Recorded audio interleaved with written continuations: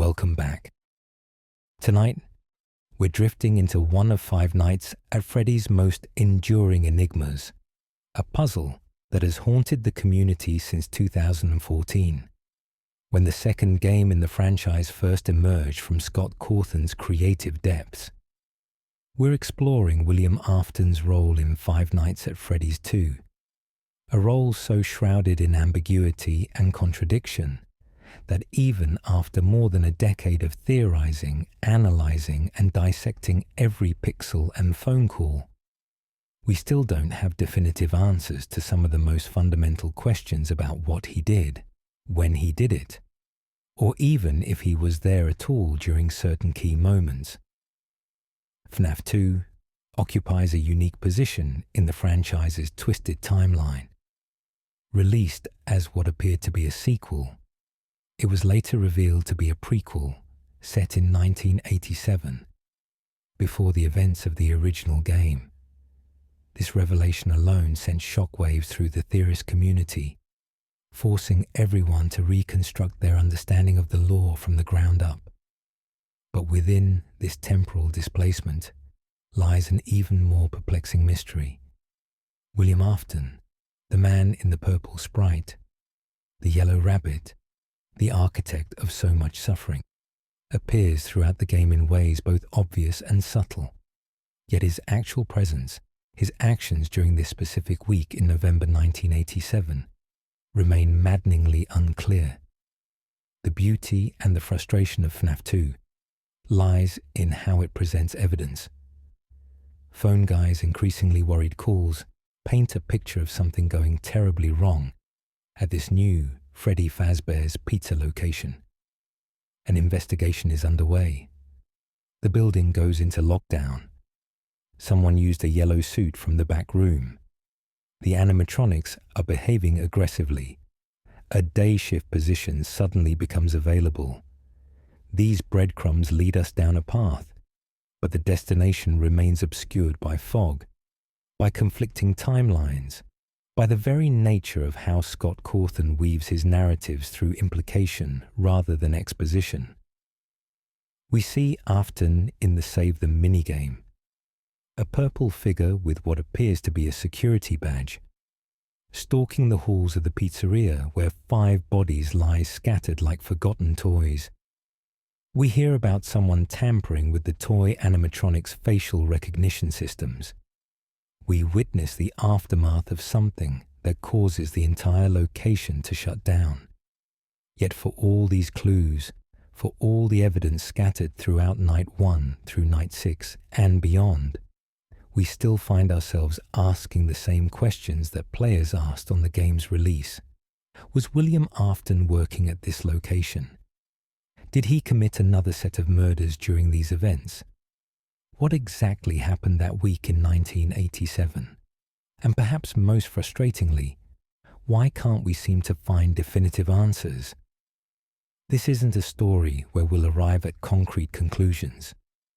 This is an exploration of the unknown, a journey through the evidence and the absence of evidence, through what we think we know and what we absolutely cannot confirm.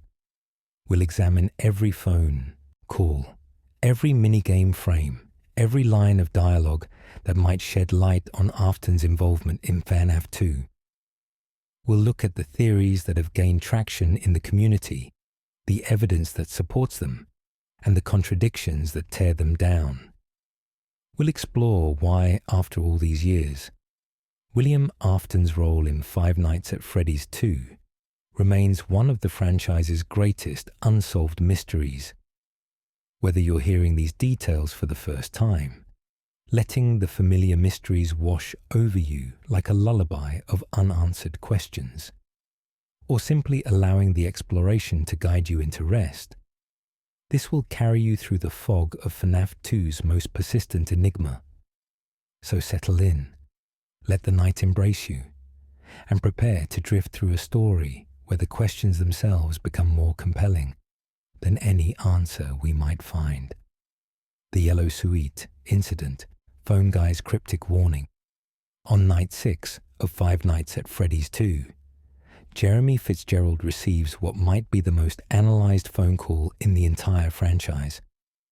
Phone Guy's voice crackles through the receiver, urgent and confused, asking why Jeremy is even there when he should have received a memo about the location being closed down. The words that follow have sparked countless debates, launched thousands of theories, and remain as mysterious today as they were upon the game's release. Someone used one of the suits, Phone Guy says, his normally composed demeanor cracking slightly. We had a spare in the back, a yellow one. Someone used it. Now none of them are acting right. This single statement contains so many layers of implication that unpacking it requires us to examine not just what was said, but what wasn't said, what couldn't be said, and what Phone Guy himself might not have fully understood. The yellow suit incident represents a turning point in the events of FNAF 2, a moment where something shifted, where the already tense situation at the new Freddy Fazbear's Pizza location crossed a threshold from which there would be no return. The first question that emerges from this phone call is perhaps the most fundamental. Which suit are we talking about? Phone Guy specifies that it was yellow, that it was a spare kept in the back, and that someone used it. But the FNAF universe contains multiple yellow suits, and the specific identity of this particular costume has profound implications for understanding what actually happened during the events leading up to Night 6. The two primary candidates that have dominated community discussion are Golden Freddy and Spring Bonnie. Golden Freddy, who many in the community believe may be connected to Fredbear from earlier iterations, is a golden yellow animatronic that appears throughout FNAF 2 in various strange and ghostly ways. He materializes in the office as a slumped, disembodied suit. He shows up in the hallway as a floating head. His presence is ethereal, supernatural, unlike any other animatronic in the location. This has led many to theorize that Golden Freddy was the spare yellow suit Phone Guy mentions, the one someone accessed and used during the week of gameplay. The evidence supporting the Golden Freddy theory is compelling in several ways. First, Golden Freddy's prominence on Night 6, the same night Phone Guy makes his yellow suit call, suggests a connection between the phone call's content and the gameplay experience. Players notice that Golden Freddy becomes significantly more aggressive on this particular night, as if his suit being disturbed or used has somehow activated or agitated the spirit within. Second, the fact that Phone Guy says we had a spare in the back implies this suit wasn't part of the main performance lineup, which fits Golden Freddy's status as a decommissioned or backup animatronic throughout the series. However, the Spring Bonnie theory presents an equally persuasive case, one that ties more directly into William Afton's established methods of operation. Spring Bonnie, the yellow rabbit suit that Afton famously used to lure children to their deaths in the original Missing Children incident, represents Afton's signature disguise throughout the franchise. The training tapes in FNAF 3 explicitly reference Spring Bonnie as one of the Springlock suits used at the locations, and we know from the Save Them minigame that Afton appears to be present at the FNAF 2 location in some capacity. Those who argue for Spring Bonnie being the yellow suit point to Phone Guy's specific wording. When he says someone used it, the implication is that someone wore the suit, physically put it on, which aligns more naturally with Spring Bonnie's design as a wearable costume rather than Golden Freddy, who in FNAF 2 appears more as a ghostly apparition than a functional suit.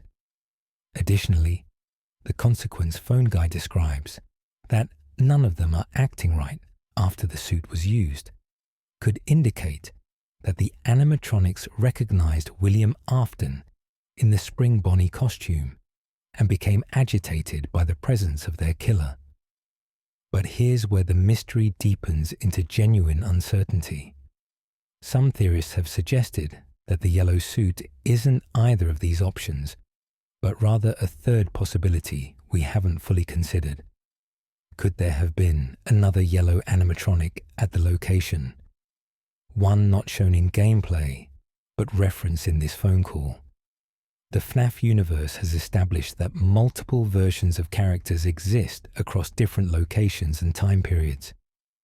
Could the spare in the back have been an entirely different yellow suit we've never seen? The ambiguity extends to the timeline of when this suit was actually used.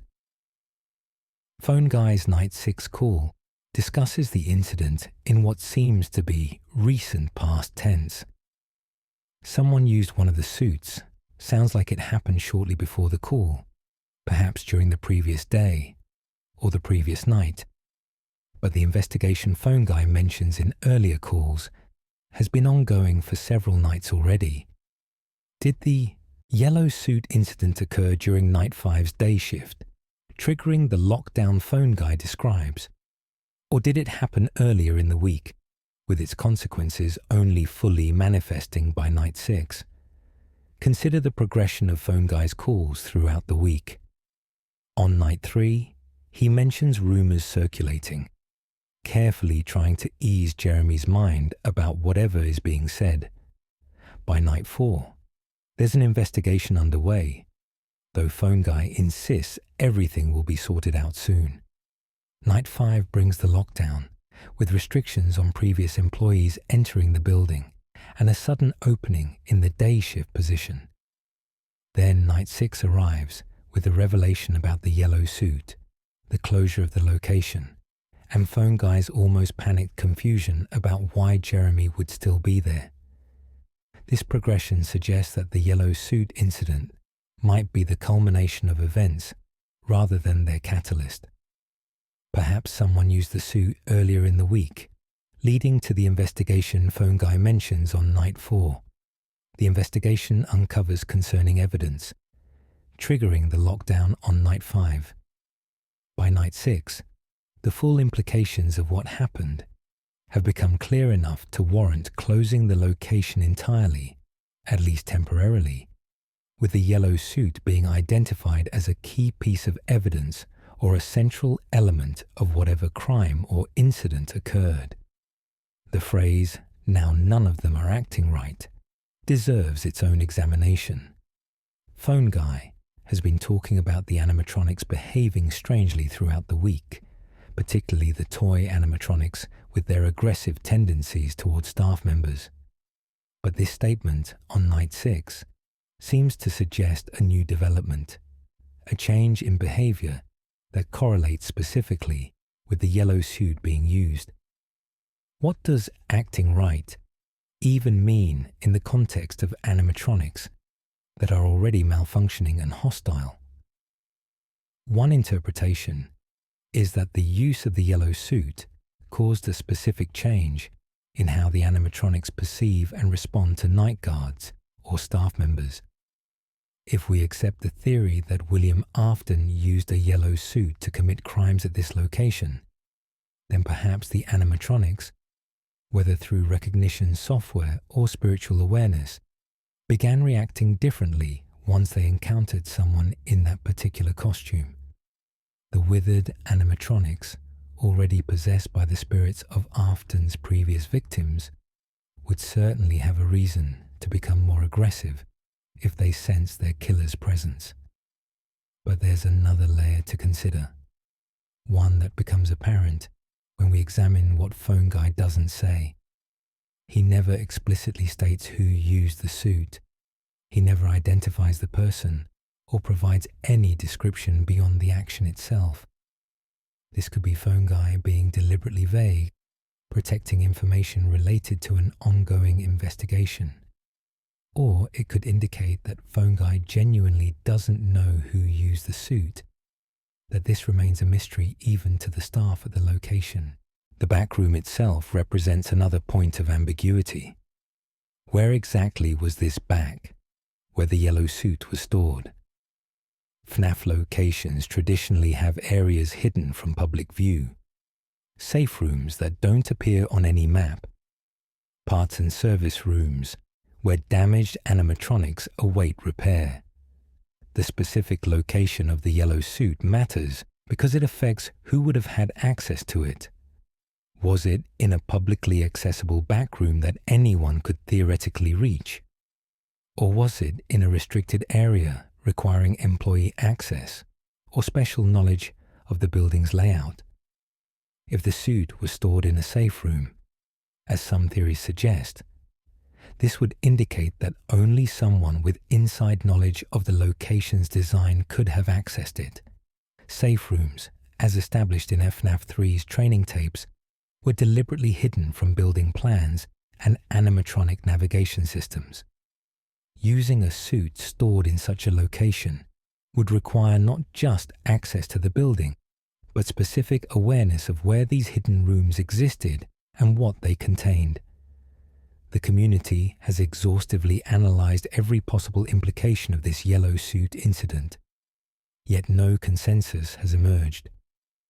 Some believe it was William Afton in Spring Bonnie, committing the murders shown in the Save Them minigame. Others argue it was Golden Freddy being disturbed or manipulated, causing supernatural effects on the other animatronics. Still, others propose scenarios involving innocent employees accidentally triggering spring lock failures or unknowingly wearing a suit with dark significance. What makes this mystery particularly frustrating is that the yellow suit incident seems like it should be central to understanding FNAF 2's events, yet it remains deliberately obscured. Phone Guy presents it as important enough to mention specifically in his Night 6 call, important enough to correlate with the location's closure, yet not important enough, apparently, to explain in any detail. This could be Scott Cawthon's intentional design, leaving this element vague to allow players to fill in the gaps with their own interpretations. Or it could be that the yellow suit incident is meant to be obvious in retrospect, once we understand other pieces of the puzzle, though that retrospective clarity has yet to materialize even after years of analysis. The yellow suit incident stands as one of FNAF 2's central enigmas, a piece of evidence that feels simultaneously crucial and unknowable. It connects to themes that run throughout the franchise: the danger of springlock suits, the use of mascot costumes to deceive and harm, the animatronics' reactions to specific triggers or presences. Yet for all these connections, for all the theories proposed and debated, we still don't have a definitive answer to the simple question of what exactly happened with that yellow suit in the bag, who used it, why they used it, and what consequences truly flowed from that action. The Save Them minigame, Purple Guy's shadowy presence. If the yellow suit incident provides auditory evidence of William Afton's involvement in FNAF 2's events, then the Save Them minigame offers visual confirmation of his presence, albeit in the most cryptic and unsettling way possible. This death minigame, which players encounter randomly after being jump-scared by one of the animatronics, places us in control of Withered Freddy as he navigates the halls of the 1987 Freddy Fazbear's Pizza location. And what we find there paints a picture of horror and helplessness that has captivated and disturbed the community in equal measure. The minigame opens with Withered Freddy somewhere in the pizzeria, his white glowing eyes suggesting awareness, consciousness, perhaps even purpose. The puppet appears, seemingly guiding Freddy through the location, and as we follow this ethereal marionette through corridor after corridor, we begin to notice details that shouldn't be there. Evidence of something terrible that has already occurred or is occurring even as we explore. Bodies, small bodies, scattered throughout the location in places where security cameras would have blind spots, hidden in corners and rooms where children shouldn't be alone, where staff should have been watching but clearly weren't. 5 bodies in total, each represented by the same simple grey sprite, each positioned in a way that suggests they were placed there deliberately, hidden from casual observation. One lies in the first party room, another in the main hallway, a third in the kids' cove near Mangle's area, a fourth near the prize corner where the puppet resides, and a fifth on the show stage itself. The minigame's audio design contributes to its eerie atmosphere. At regular intervals, a deep, distorted voice calls out individual letters that spell a message. SAVETHEM. Save them. A plea or a command, an instruction that seems directed at withered Freddy or at us as players, urging intervention in events that have already transpired. But as we navigate through the location, following the puppet towards some unknown destination, we encounter an obstacle that renders the message tragically ironic. There's a chance, small but significant, that as you move through certain rooms, a figure will appear at the far end of the area. A purple figure darker than the purple used for other sprites in the game, with white pinprick eyes and what appears to be a golden badge on its chest. This figure moves in a straight line toward withered Freddy with mechanical certainty, and if it makes contact, the minigame doesn't end with the usual red static. Instead, the screen fills with blue interference, and 2 words appear in the lower left corner. You can't save them. You can't stop what has happened. You can't prevent what is occurring. The message is clear in its hopelessness, and the figure that delivers this message, the obstacle that prevents Freddy from completing whatever purpose the puppet has set, is widely recognized as William Afton in his purple guy sprite form, present at the location during or immediately after the commission of another set of murders. Let's examine what we can determine from this minigame's details, starting with the figure itself. The purple sprite in Save Them differs from previous purple guy appearances in subtle but significant ways. He's rendered in a darker shade of purple, almost indigo in certain lights, suggesting perhaps a different time period or a different role than in previous games' minigames. The badge on his chest is particularly noteworthy, a detail that doesn't appear on purple guy sprites in other minigames. This badge suggests an official capacity, a legitimate position within the pizzeria's staff structure. Many theorists have interpreted this badge as evidence that William Afton was working at the FNAF 2 location in some official capacity, possibly as a security guard or daytime employee. This would explain how he had access to the building, why he could move through the halls without immediately triggering alarms or suspicion, and how he might have been able to lure children to isolated areas without their parents or other staff members intervening. The badge represents authority, trustworthiness, the very qualities that would allow a predator to operate within a family establishment undetected. The 5 bodies scattered throughout the location represent perhaps the most direct evidence we have of additional murders occurring during or around the FNAF 2 time period. These aren't the same children from the original missing children incident. That tragedy occurred at a previous location and involved the children whose spirits possess the withered animatronics we see in parts and service. These are new victims, killed at this new location during this specific time frame of 1987. But here's where the mystery begins to split into multiple conflicting interpretations, each supported by different pieces of evidence, each undermined by contradictions elsewhere in the game's design. Do these 5 bodies represent children who were murdered by William Afton during the week of FNAF 2's gameplay? Or do they represent a previous incident at this location, one that occurred before Jeremy Fitzgerald's first night? The answer has profound implications for understanding Afton's movements, his methods, and his presence at the new Freddy Fazbear's Pizza. The theory that these murders occurred during the week of gameplay aligns with Phone Guy's descriptions of an investigation, a lockdown, and the yellow suit incident. If we place the Save Them minigame's events on Night 5, or during its preceding day shift, suddenly many of Phone Guy's statements make sense. The investigation he mentions on Night 4 could be into missing children or disturbing reports from the day shift. The lockdown on Night 5 could be in response to bodies being discovered or children being reported missing.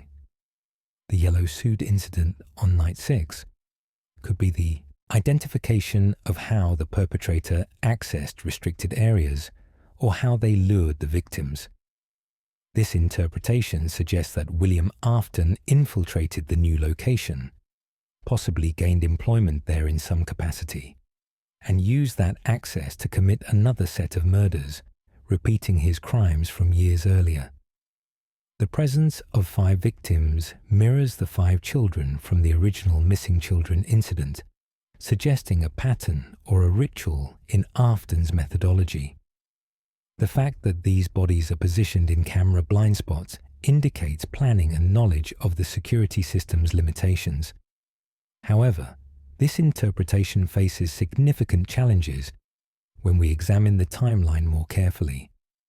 The paychecks Jeremy receives at the end of Night 5 and Night 6 are dated November 12th and November 13th, 1987. These specific dates place FNAF 2's events in mid to late autumn of that year, but newspaper clippings from the original FNAF game specify that missing children were reported on June 26th, with a suspect captured the following day. If we're meant to understand that the Save Them minigame depicts the same incident mentioned in those newspapers, then we have a 5-month discrepancy that doesn't make logical sense.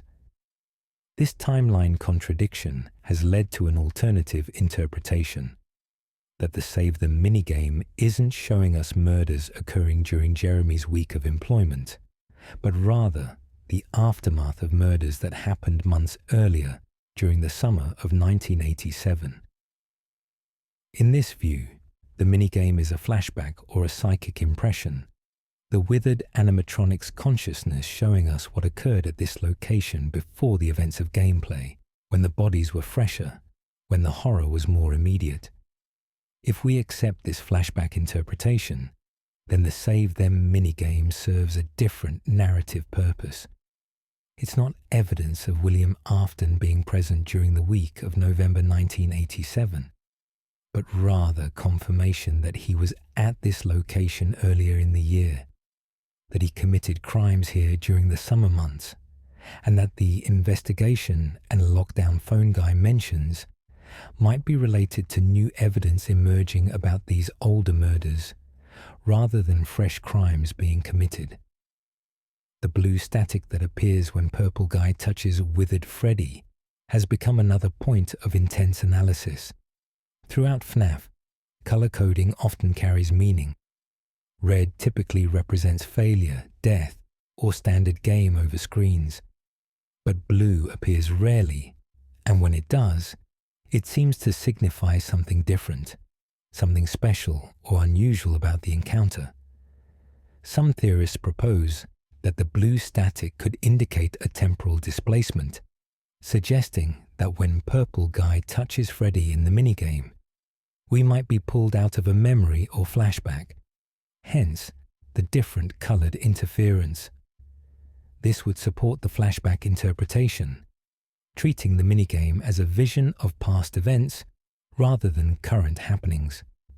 Others suggest that the blue static represents a more direct confrontation between Purple Guy and the animatronic consciousness, that this encounter is somehow more real than the typical minigame deaths, more connected to actual events that transpired. The message "you can't" takes on different meanings under these interpretations. If it's a flashback, then you can't means we can't change what has already happened. We can't save children who died months ago. If it's a present tense event, then you can't means we can't stop Afton while he's actively committing these crimes. We're powerless to intervene. The puppet's role in the Save Them minigame deserves attention as well. The marionette leads withered Freddy through the location, guiding him towards something. And when we follow the puppet to a specific room, the minigame abruptly ends with static, even if we don't encounter Purple Guy. This suggests the puppet has a purpose, a destination in mind, perhaps trying to lead Freddy to evidence or to a confrontation or to some form of action that might address the horror of the scattered bodies. Based on what we learn through other games and materials in the series, the puppet is possessed by Charlotte Emily, daughter of Henry Emily, and William Afton's first victim, killed outside a previous Freddy's location. If we accept this established background, the Save Them minigame takes on additional layers of meaning.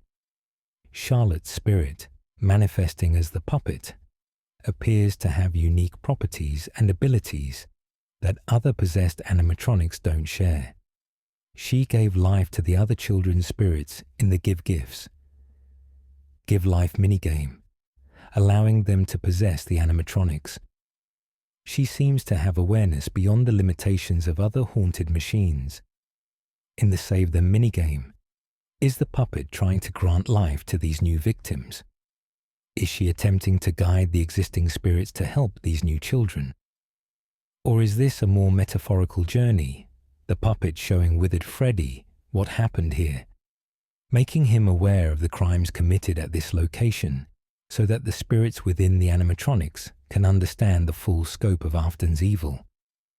The positioning of the bodies themselves has been analyzed for potential patterns or meanings. Each body appears near specific animatronics or in areas associated with particular characters. One near Mangle in Kid's Cove, one by the prize corner where the puppet's music box resides, one on the show stage where the toy animatronics perform.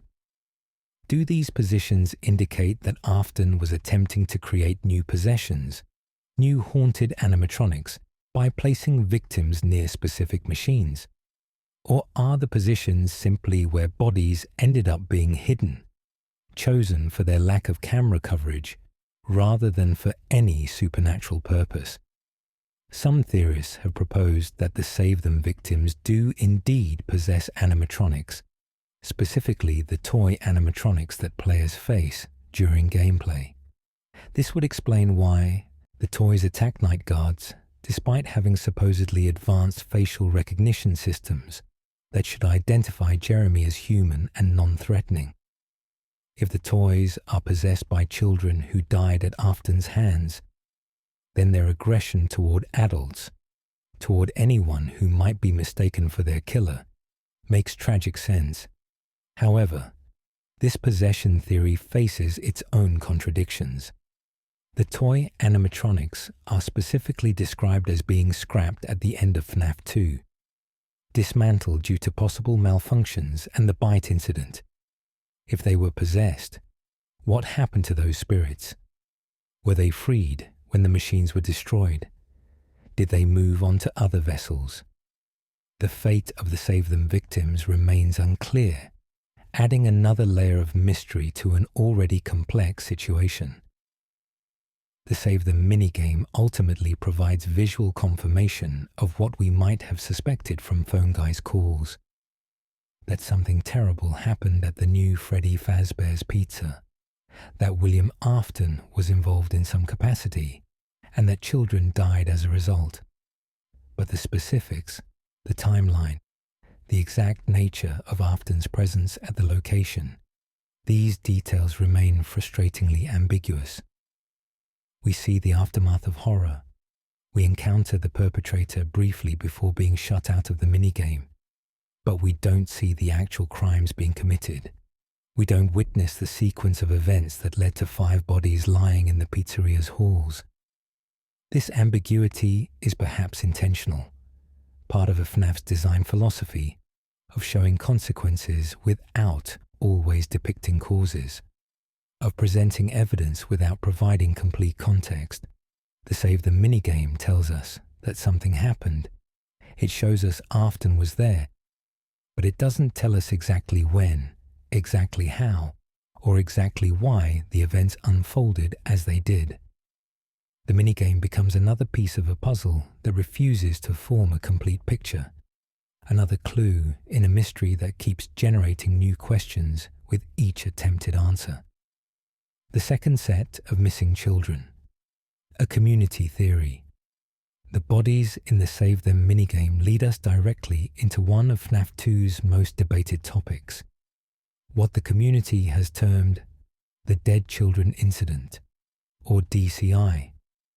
This theoretical second set of murders, which some believe occurred at the new Freddy Fazbear's Pizza in 1987, represents a cornerstone of many timeline interpretations, yet its very existence remains unconfirmed, supported by some evidence while contradicted by other details throughout the series.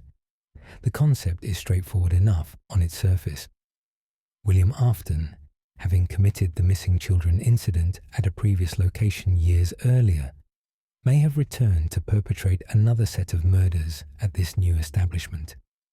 The theory suggests 5 children died, their bodies hidden throughout the pizzeria as shown in the Save Them minigame, and these new victims potentially possess the toy animatronics or remain as restless spirits haunting the location.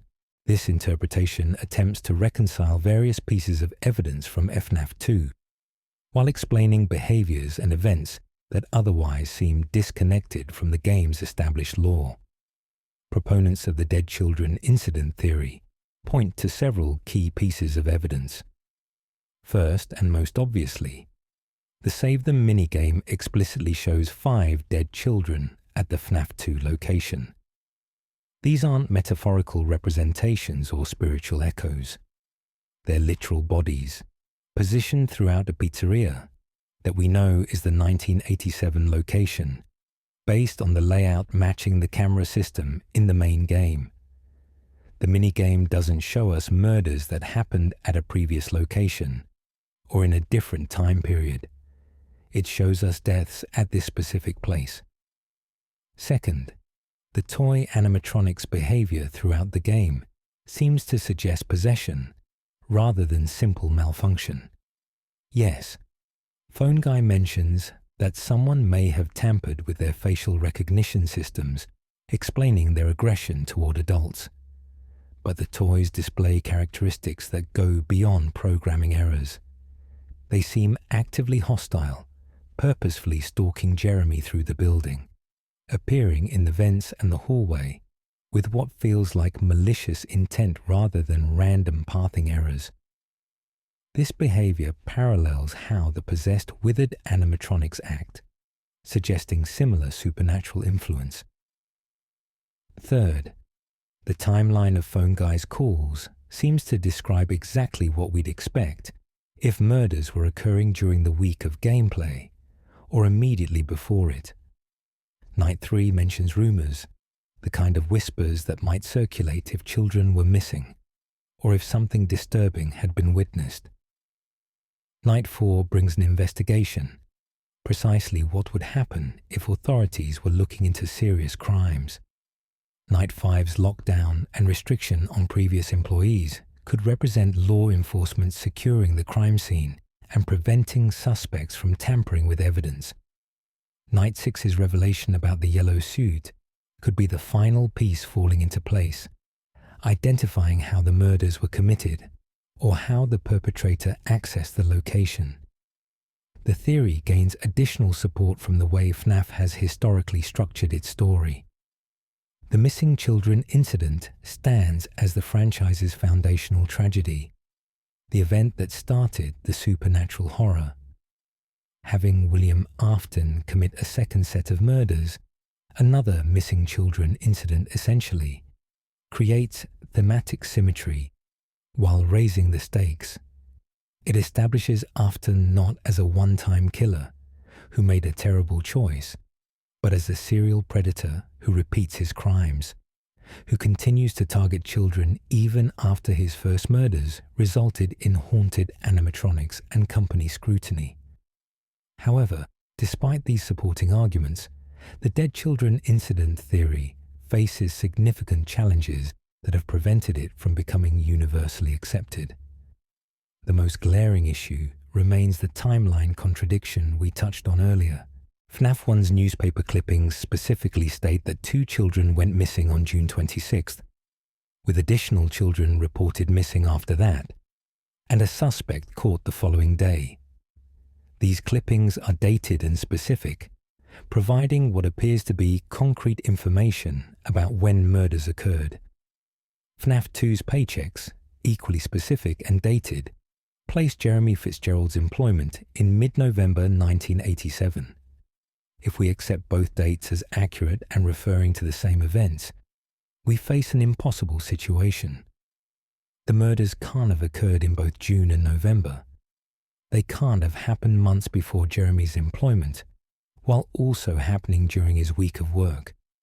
Something doesn't align, and this misalignment suggests that either our interpretation of one of these pieces of evidence is incorrect, or that the dead children incident theory requires modification to account for the discrepancy.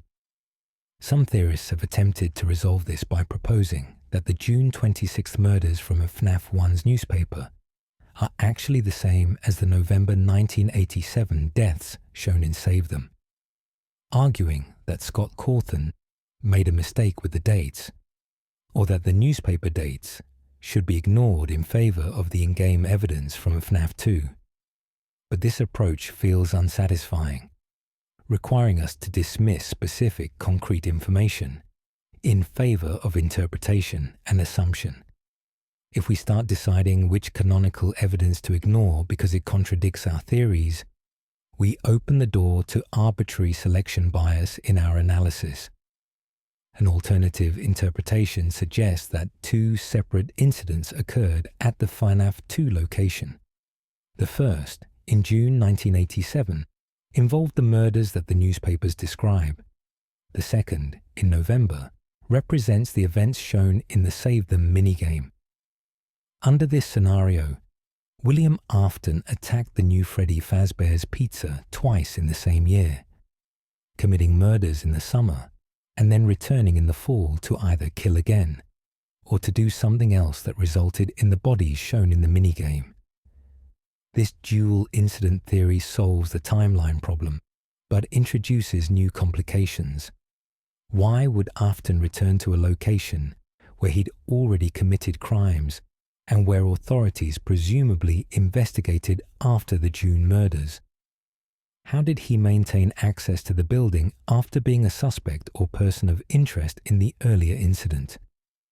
What exactly is the minigame showing us if not the original murders, but rather some later event involving the same location? The possibility that the Save Them minigame depicts employee deaths rather than child murders has gained traction in some corners of the community. According to this theory, the grey sprites we see aren't children at all, but adults, perhaps staff members who worked at the pizzeria and became victims of either William Afton or the possessed animatronics. Phone Guy mentions on Night 5 that a day shift position has become available, implying someone who held that role is no longer able to fulfill it. Could that person be one of the bodies we see in the minigame? This employee death theory would explain certain oddities in how the bodies are represented. The sprites used in Save Them don't exactly match the child sprites from other minigames like Give Gifts, Give Life, or Take Cake to the Children. They're rendered slightly differently, potentially suggesting different types of victims.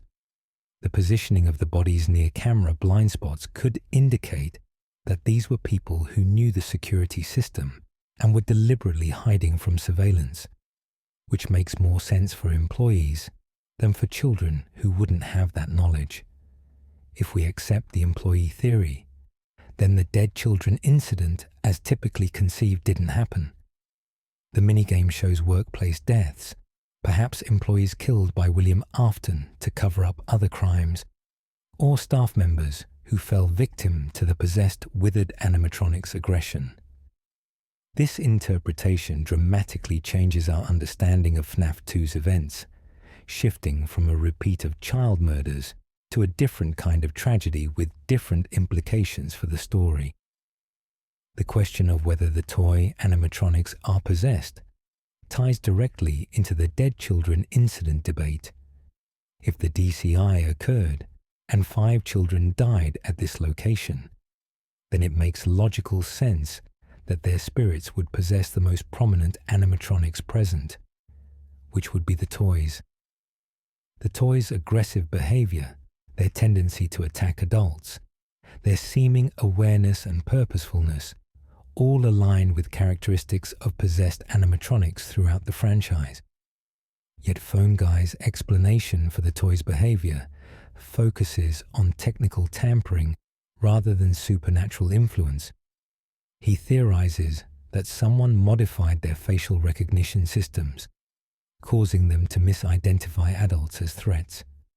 This technical explanation doesn't require possession.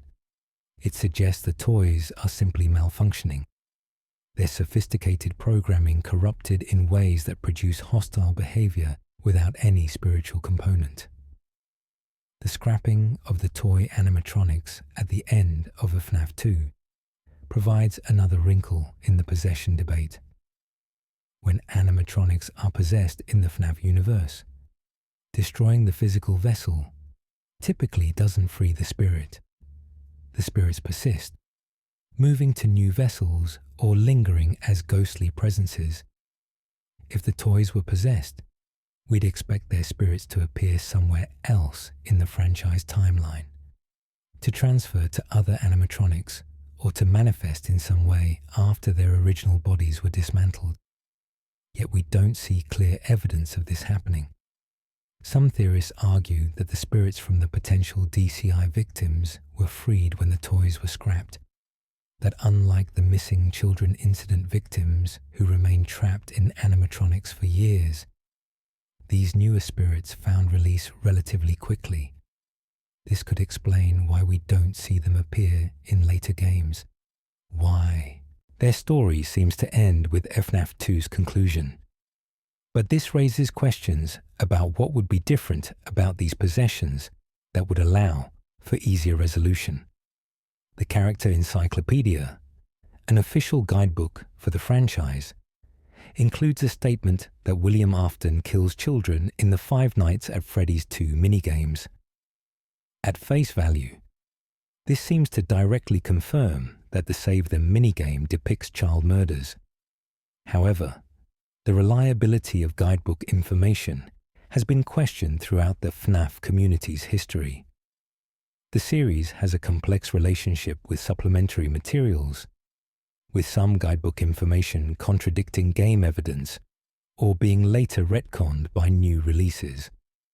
Scott Cawthon has maintained a somewhat hands-off approach to officially sanctioned materials, allowing companies to produce guides without his direct oversight on every detail. This means guidebook statements, while official, don't always carry the same weight as in-game evidence in the eyes of many theorists. The novel The Week Before, which follows Phone Guy, now identified as Ralph, during his final week at the FNAF 1 location, includes what appears to be a reference to rumors about missing kids in relation to the 1987 pizzeria. This could support the idea that children went missing during FNAF 2's timeline, that the rumors Phone Guy mentions in his Night 3 call weren't just vague whispers, but specific concerns about disappearing children. Yet even here, the language remains imprecise enough to allow multiple interpretations. And as with other supplementary materials, whether this directly confirms events in the games remains debatable. We're left with a mystery that resists definitive resolution. Did William Afton commit a second set of murders at the new Freddy Fazbear's Pizza? Are the bodies in the Save Them minigame evidence of a dead children incident that parallels the original missing children incident?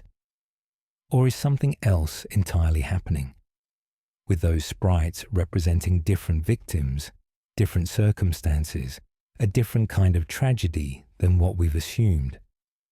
The evidence supports multiple contradictory interpretations, each logical within its own framework, each undermined by details that don't quite fit. The dead children incident theory remains one of FNAF 2's most persistent and unresolved debates, a question that goes to the heart of understanding what William Afton did at this location and why the events of that November week in 1987 unfolded as they did. The answer, if there is a single answer, continues to elude us, hidden somewhere in the spaces between what we're shown and what we're left to determine for ourselves. The shadow animatronics, manifestations of Dark Remnant.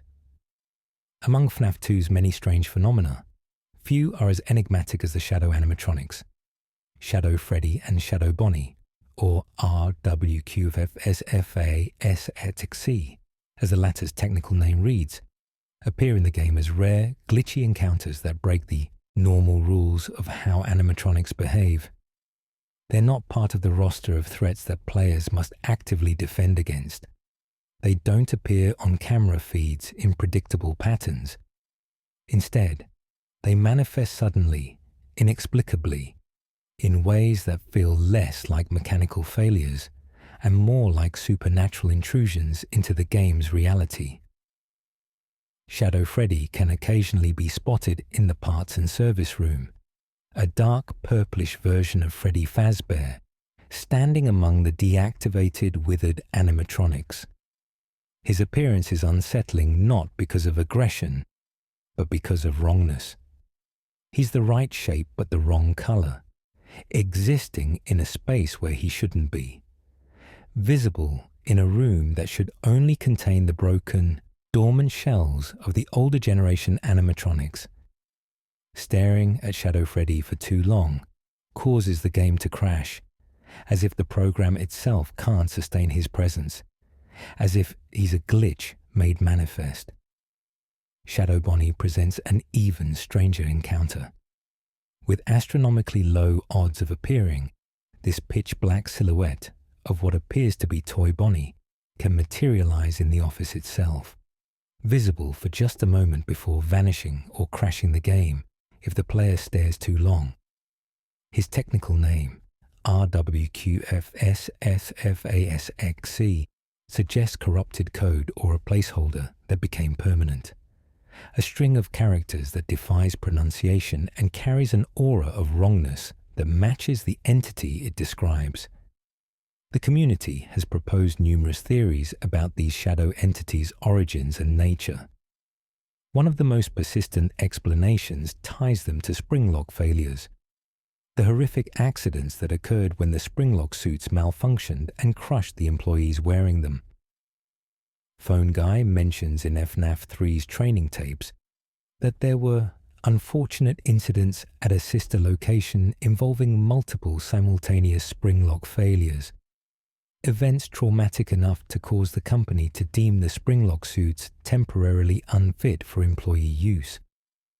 Based on this evidence, some theorists propose that Shadow Freddy and Shadow Bonnie could represent the spirits of employees who died in these accidents, their deaths so traumatic and their souls so twisted by the experience that they might manifest not as normal ghosts, but as these dark, shadowy aberrations. The fact that they appear as shadow versions of animatronics rather than as human-shaped spirits could indicate that the springlock suits fuse their identities with the mechanical vessels, creating hybrid entities that are neither fully human ghost nor properly possessed animatronic. This theory gains support from how Shadow Bonnie appears, resembling Toy Bonnie rather than Spring Bonnie. If Shadow Bonnie is the spirit of someone who died in a Spring Bonnie suit, why would it manifest as Toy Bonnie? One explanation is that the entity doesn't have a stable form. that it manifests as whatever Bonnie-type animatronic exists at the current location. Another possibility is that the shadow entities aren't tied to specific suits, but rather to the concept of the characters, to Freddy and Bonnie as archetypes within the Fazbear universe.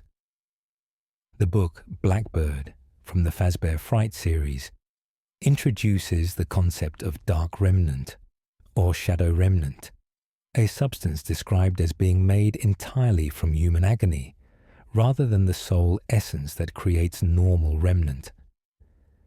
According to this book, dark remnant manifests as black or dark purple in color and represents pure negative emotion, pure suffering, crystallized into a form that can affect the physical world. Shadow Bonnie in this story is described as being made of dark remnant, existing as a concentration of agony that takes vaguely animatronic shape. Whether this book concept applies directly to the games remains a matter of debate within the community. Scott Cawthon has stated that the books can be used to fill in blanks in the game timeline, but not everything from the books translates directly to game canon. If we cautiously apply this dark remnant concept from the books to what we see in the games, the shadow animatronics could potentially be understood as manifestations of accumulated suffering at Freddy locations. Every tragedy that occurred at these establishments, from the bite of 83 to the missing children incident to the various Springlock failures, would contribute to a pool of ambient agony saturating the locations. At certain thresholds, this agony could manifest as visible entities, taking forms influenced by the animatronics present, but not truly being those animatronics, just shadows wearing their shapes. Shadow Freddy's appearance specifically in Parts and Service, the room where the withered animatronics rest, could be significant. These particular machines house the spirits of William Afton's original victims from the missing children incident. They've experienced death, possession, and years of supernatural existence in mechanical bodies. The concentration of spiritual energy and trauma in Parts and Service might create conditions where dark remnant naturally accumulates, allowing Shadow Freddy to manifest more easily in that specific location. Some theorists propose a more direct connection between the shadow animatronics and William Afton's crimes. Could Shadow Freddy represent Golden Freddy or Fredbear, the suit allegedly used in the bite of 83? Could the dark coloration represent the trauma of that event? The moment when a Springlock animatronic crushed a child's skull, creating such concentrated agony that a shadow entity formed from the experience. This would tie Shadow Freddy not to an employee death, but to one of the franchise's central tragedies. Shadow Bonnie's connection to Afton is potentially even more direct if we consider the theory that this entity represents Spring Bonnie itself, or rather, the dark echo of Spring Bonnie, the suit Afton used to lure children to their deaths. Every time Afton wore the Spring Bonnie costume to commit murder, he would have been imprinting the suit with the agony of his victims. Over multiple incidents, across multiple uses, the suit could have accumulated so much dark remnant that a shadow entity formed, a dark reflection of the cheerful rabbit character that had been twisted into a tool for killing. The timing of when these shadow entities appear in FNAF 2 could be significant. Are they always present at the location? Or do they manifest specifically during Jeremy's week because of events occurring that week? If William Afton is at the location committing new crimes, or using a yellow suit to access restricted areas, his presence could be triggering increased paranormal activity, causing shadow entities that normally remain dormant to manifest more frequently or visibly. The game crashing effect that occurs if players stare at the shadows too long has sparked its own theories about what these entities represent from a meta-narrative perspective. In the context of the game's fiction, one could interpret the crashes as reality breaking down when confronted with too much concentrated agony, as if the shadow entities are so fundamentally wrong that sustained exposure causes the fabric of the location's reality to fail. From a design perspective, the crashes serve as punishment for staring at Easter eggs, but they also create an atmosphere of instability around these entities, reinforcing their wrongness. The shadow animatronics' apparent lack of direct aggression distinguishes them from other supernatural entities in FNAF. The withered animatronics actively hunt Jeremy. The toy animatronics pursue him through the building. Even Golden Freddy, supernatural as he is, directly kills the player if encountered. But the shadows don't attack in the traditional sense. They appear, they create instability, they crash the game if observed too long, but they don't chase Jeremy through the halls or jumpstart him from the vents. This passive nature could indicate that shadow entities operate under different rules than possessed animatronics. Perhaps they're not fully conscious the way spirits like the missing children are. Maybe they're more like recordings of trauma, psychic impressions that replay automatically without true awareness or intent. They manifest when conditions are right, when enough agony accumulates in a location, but they don't have the coherent consciousness needed to actively hunt or pursue specific goals. Alternatively, the shadow's passivity could represent a different kind of threat. Where possessed animatronics physically attack, shadow entities might affect people psychologically or spiritually. Their manifestation could drain life force or sanity from those who witness them, explaining why prolonged observation causes game crashes, an in-universe effect translated into mechanical consequence. The agony they embody could be literally contagious, spreading to anyone who spends too much time in their presence. FNAF 3 adds another layer to Shadow Freddy's significance by showing a purple Freddy-shaped entity, leading the classic animatronics to their deaths in the Follow Me minigames.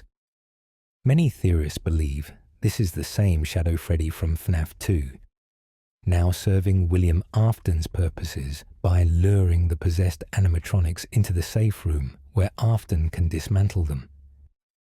If Shadow Freddy is indeed a manifestation of Afton's influence or a byproduct of his crimes, him using this entity as a tool makes thematic sense, turning concentrated agony into a weapon against those who would oppose him. But this raises questions about Shadow Freddy's autonomy and allegiance. Is he consciously serving Afton, or is Afton somehow controlling him? If Shadow Freddy is made of dark remnant created by Afton's crimes, does that give Afton power over the entity? Or is the Follow Me's purple Freddy a different entity entirely, with the similar appearance being coincidental or stylistically motivated, rather than indicating they're the same being? Shadow Bonnie's role in FNAF 3's minigames seems more benevolent, as this entity appears to help free trapped spirits in the Happiest Day sequence of minigames. This presents a contrast with Shadow Freddy's seemingly malevolent actions, suggesting that if these entities are both made of dark remnant, they've developed different personalities or purposes. Perhaps the specific traumas that created each shadow entity influence how they behave and what goals, if any, they pursue. The shadow animatronics represent mysteries within mysteries, entities whose very existence raises questions about the fundamental rules of FNAF's supernatural mechanics. Are they spirits? Are they remnant manifestations? Are they glitches in reality itself? Tears in the fabric of the game's world, caused by too much trauma saturating a single location. Their rare appearances and strange behaviors have made them subjects of intense speculation, without clear answers emerging even after years of analysis.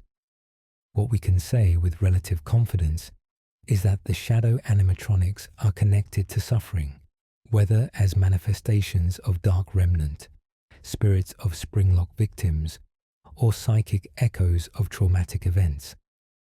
Their presence in FNAF 2, during a week when William Afton appears to be active at the location, and when new tragedies may be occurring, suggests that whatever generates these entities is happening at increased intensity during Jeremy Fitzgerald's shifts. The shadows emerge from darkness, carry darkness with them, and serve as visible evidence of invisible traumas that have soaked into the very walls of Freddy Fazbear's Pizza. The withered animatronics' behavior. Ghosts in broken machines. The withered animatronics occupy a unique position in FNAF 2's roster of threats. Unlike the toy animatronics with their sleek, modern designs and questionable possession status, the withered group, Freddy, Bonnie, Chica, and Foxy, are unambiguously haunted. These are the same machines that house the spirits of Gabriel, Jeremy, Susie, and Fritz, the children murdered by William Afton in the original Missing Children incident years before the events of FNAF 2. Their consciousness, their supernatural awareness, their drive to attack night guards, all of these stem from the trauma of being murdered and then bound to animatronic endoskeletons through the puppet's gift of life. When we encounter the withered animatronics in parts and service, they're in deplorable condition. Bonnie's face has been partially removed, exposing the endoskeleton beneath and creating a twisted, nightmarish visage. Chica's hands are bare endoskeleton, her jaw hanging loose in a permanent scream. Foxy appears relatively intact, but bears the scars of disrepair that gave him his withered designation. Freddy, while more complete than his bandmates, shows damage and deterioration that speaks to years of use and minimal maintenance. Phone Guy explains on Night 2 that these animatronics were kept from an older location, brought to the new pizzeria with the initial plan of repairing them and retrofitting them with newer technology. The company wanted to salvage them, to update them with the same facial recognition software and mobility improvements that made the toy line so advanced. But the project was abandoned. The withered animatronics smelled bad. Phone Guy mentions almost apologetically. They had what appeared to be blood and mucus around their facial areas. The company decided it would be more cost-effective and publicly acceptable to create entirely new animatronics rather than refurbish machines that carried such disturbing evidence of their haunted nature. So the withered animatronics sit in parts and service, officially designated as parts donors, their components to be scavenged for repairing the toys when needed. But something about this explanation doesn't quite add up when we observe their actual behavior during gameplay. These animatronics, despite being supposedly inactive, despite lacking power sources or programming to justify it, move through the building at night with purpose and awareness. They navigate halls, crawl through vents, and appear in Jeremy's office with the clear intent of attacking him. The standard explanation for why possessed animatronics attack night guards has become somewhat accepted in the FNAF community. The children's spirits, traumatized by their murders and confused about their current state, see all adults as potential threats or as their killer. They've been locked in a state of perpetual childhood, mixed with murderous intent, unable to distinguish between William Afton and any other person in a security guard uniform. When they see someone in the office, particularly at night, when the locations are supposed to be empty, their instinct is to stuff that person into an animatronic suit, either as revenge against who they think is their murderer, or as a twisted attempt to make that person like them, to transform the guard into another possessed animatronic. But this explanation, while widely accepted, leaves room for questions about the withered animatronic's specific behavior in FNAF 2. These spirits have been possessing these machines for years, since the MCI occurred at the previous location sometime in the mid-1980s. They've had time to develop awareness, to understand their situation to some degree. The fact that they're relatively calm during the day and only become aggressive at night suggests a level of control or understanding about when it's appropriate to act. Phone Guy mentions that the withered animatronics shouldn't be able to walk around, but if they do, the Freddy mask trick should work on them. This casual acknowledgement that they move despite lacking any logical reason to do so speaks to how the company has normalized the supernatural occurrences at these locations. The management knows these machines are possessed. They understand that normal rules of mechanics and programming don't apply. Yet they continue operating, continue hiring guards, continue pretending that everything can be managed with policy and procedure. The withered animatronics' specific behaviors reveal potential differences in how the various spirits within them perceive and interact with the world. Withered Foxy, for instance, can be repelled by flashing a light at him when he appears in the hallway. This suggests he retains some sensitivity to light, perhaps a memory of his original programming or a quirk of the spirit possessing him. Phone Guy even notes that the Freddy mask might not work on Foxy, that he seems to operate under slightly different rules than the others. Withered Freddy appears to have special significance, suggested both by his starring role in the Save Them minigame and by certain gameplay behaviors. When Golden Freddy is active and his poster appears in the hallway, it can help predict or signal certain events. The connections between Withered Freddy, Golden Freddy, and the original Fredbear character create a web of relationships that might influence how the spirits within these machines interact and respond to situations.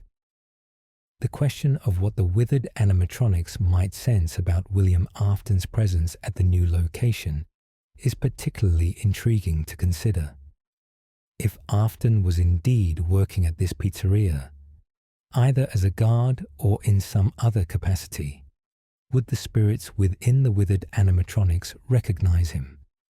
Would they sense their killer nearby? Phone Guy's Night 6 call about someone using a yellow suit, and the animatronics not acting right afterward, could potentially be describing the withered group's reaction to detecting Afton at the location, though this remains interpretive rather than confirmed.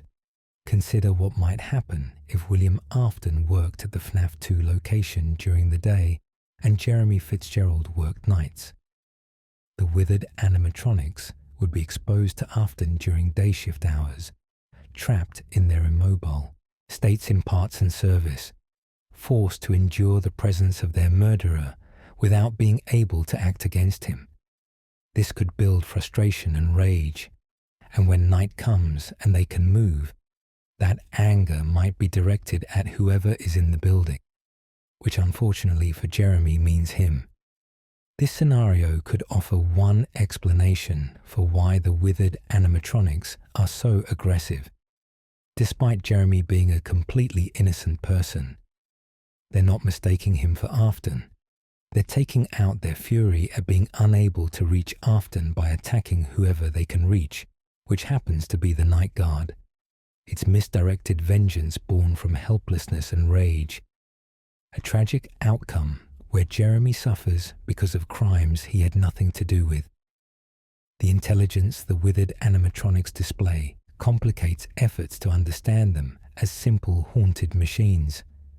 They demonstrate problem-solving abilities, learning that they can use the vents to bypass certain defenses, figuring out that they need to approach the office from different angles to maximize their chances of reaching Jeremy. This strategic thinking suggests consciousness beyond mere possession, actual minds at work within the mechanical shells. Some theorists propose that the children's spirits have merged with the animatronics' AI programs, creating hybrid consciousnesses that combine human awareness with machine logic. This could explain behaviors that seem too calculated for traumatized children, but too purposeful for malfunctioning robots. The children's spirits provide the motivation and awareness, while the animatronics programming provides the methods and capabilities, working together in an unholy synthesis. The withered animatronics condition, their physical deterioration, might also affect their spiritual state. The decay of their mechanical bodies could be causing the spirits within to suffer in new ways, their connection to the physical world degrading along with the machines they possess. This could intensify their aggression, making them more desperate, more violent, as they feel their already traumatic existence becoming even more precarious. Golden Freddy's relationship to the withered group deserves specific attention. He appears in FNAF 2 as a ghostly presence, manifesting in the office with his characteristic slumped posture and causing an instant game over if not dealt with quickly. Unlike the other withered animatronics who can be repelled with the Freddy mask, Golden Freddy requires that mask to be put on immediately upon seeing him, before his form fully manifests. This suggests Golden Freddy operates under different rules, that the spirit possessing him has different capabilities or restrictions than the others. The widely accepted theory within the community is that Golden Freddy is possessed by a child named Cassidy, often referred to as the vengeful spirit, the one who many believe becomes particularly fixated on tormenting William Afton in Ultimate Custom Night. If this interpretation is correct and Cassidy's spirit is more powerful or more rage-filled than the other children, this could explain Golden Freddy's unique properties, his ability to teleport, to appear as a disembodied head, to kill instantly without the standard jump-scare animation. The presence of both the withered animatronics and Golden Freddy at the FNAF 2 location means that all 5 spirits from the original missing children incident are present during Jeremy's week. These aren't new hauntings. These are established ghosts, children who have been dead for years, who have existed in these mechanical forms long enough to develop patterns and behaviors. Their actions during FNAF 2 represent the continuation of their endless undeath, another chapter in a supernatural imprisonment that shows no signs of ending.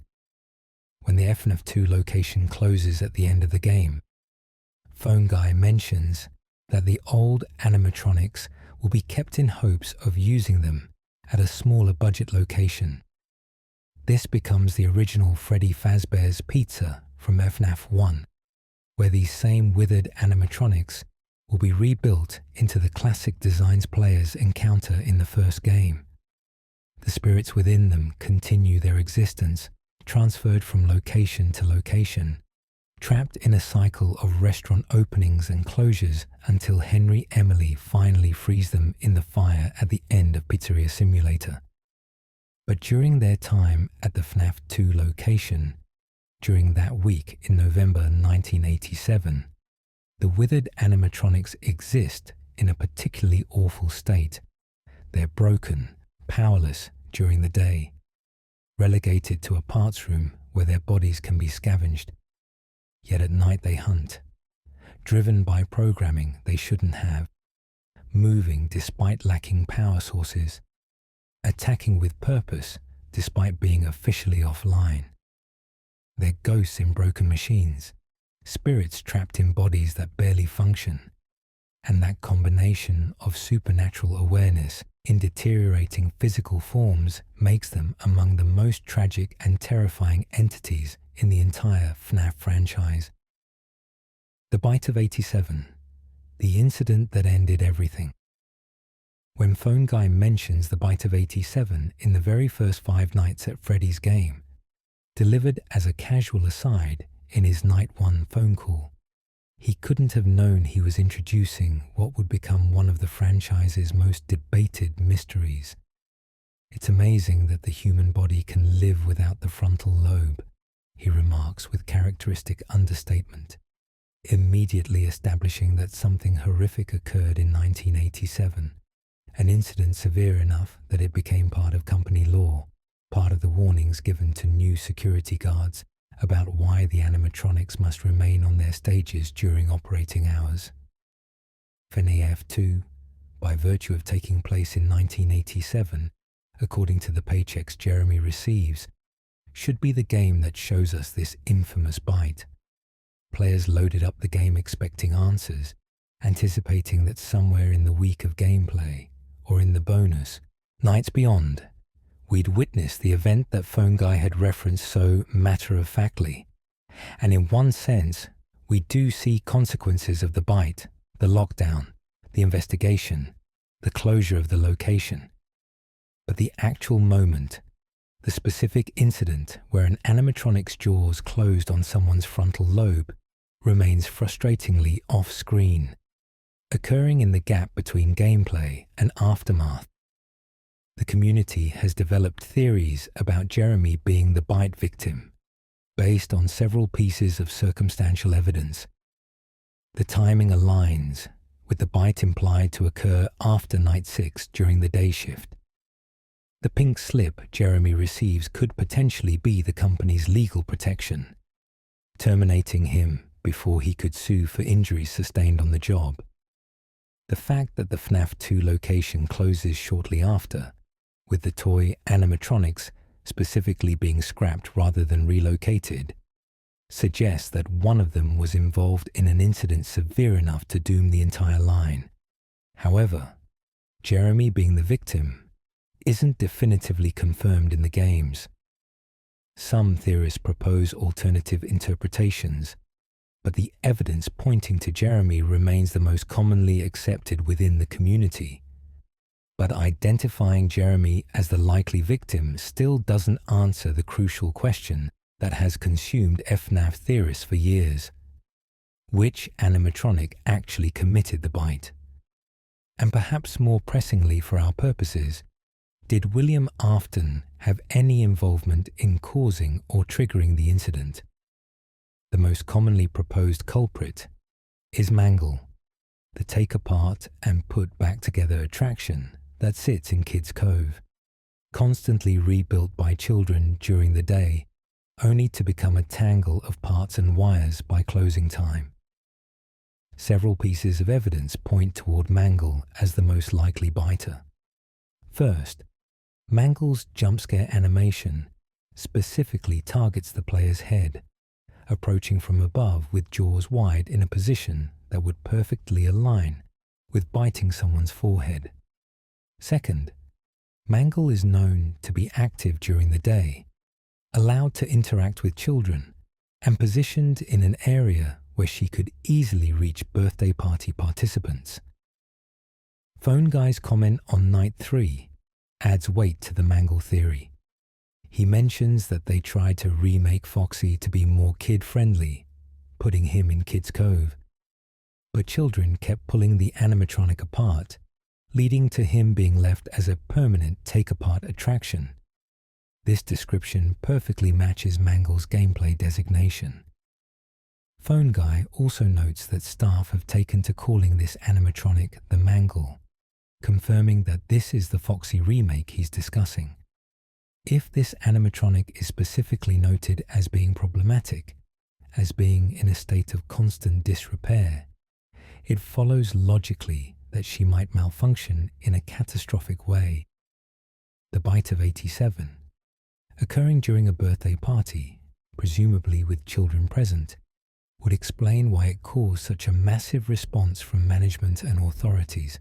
A child being injured or killed by an animatronic during a celebration in front of witnesses would be both a public relations disaster and a legal nightmare.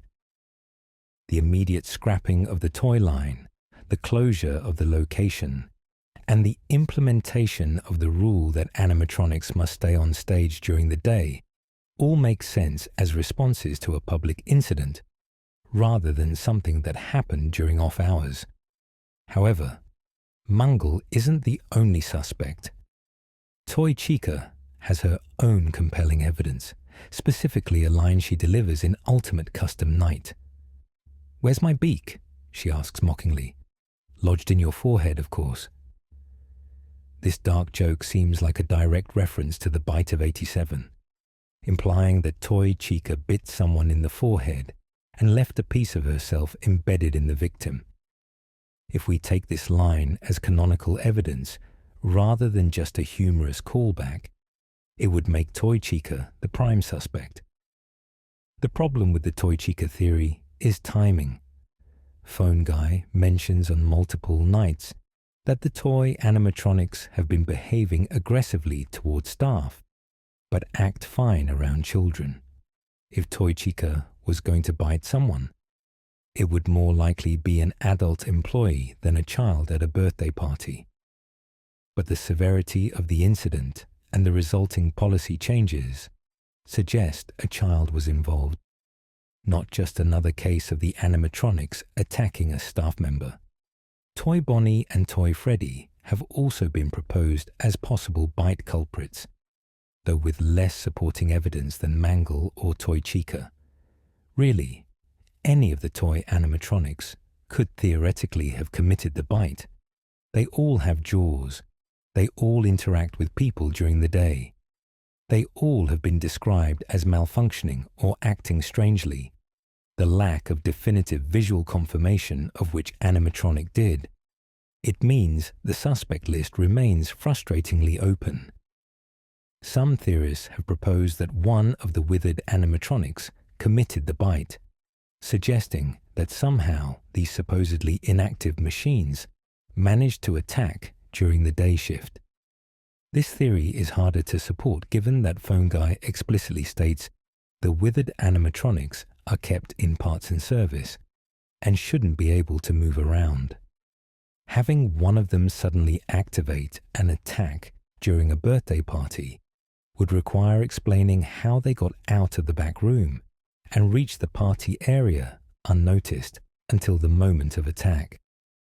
The question of William Afton's involvement in the bite of '87 takes us into even murkier speculative territory.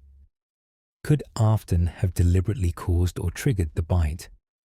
If he was working at the location, as some theories propose, did he sabotage an animatronic systems knowing it would lead to an attack? The technical tampering Phone Guy mentions throughout the week the modifications to the toy animatronics facial recognition software.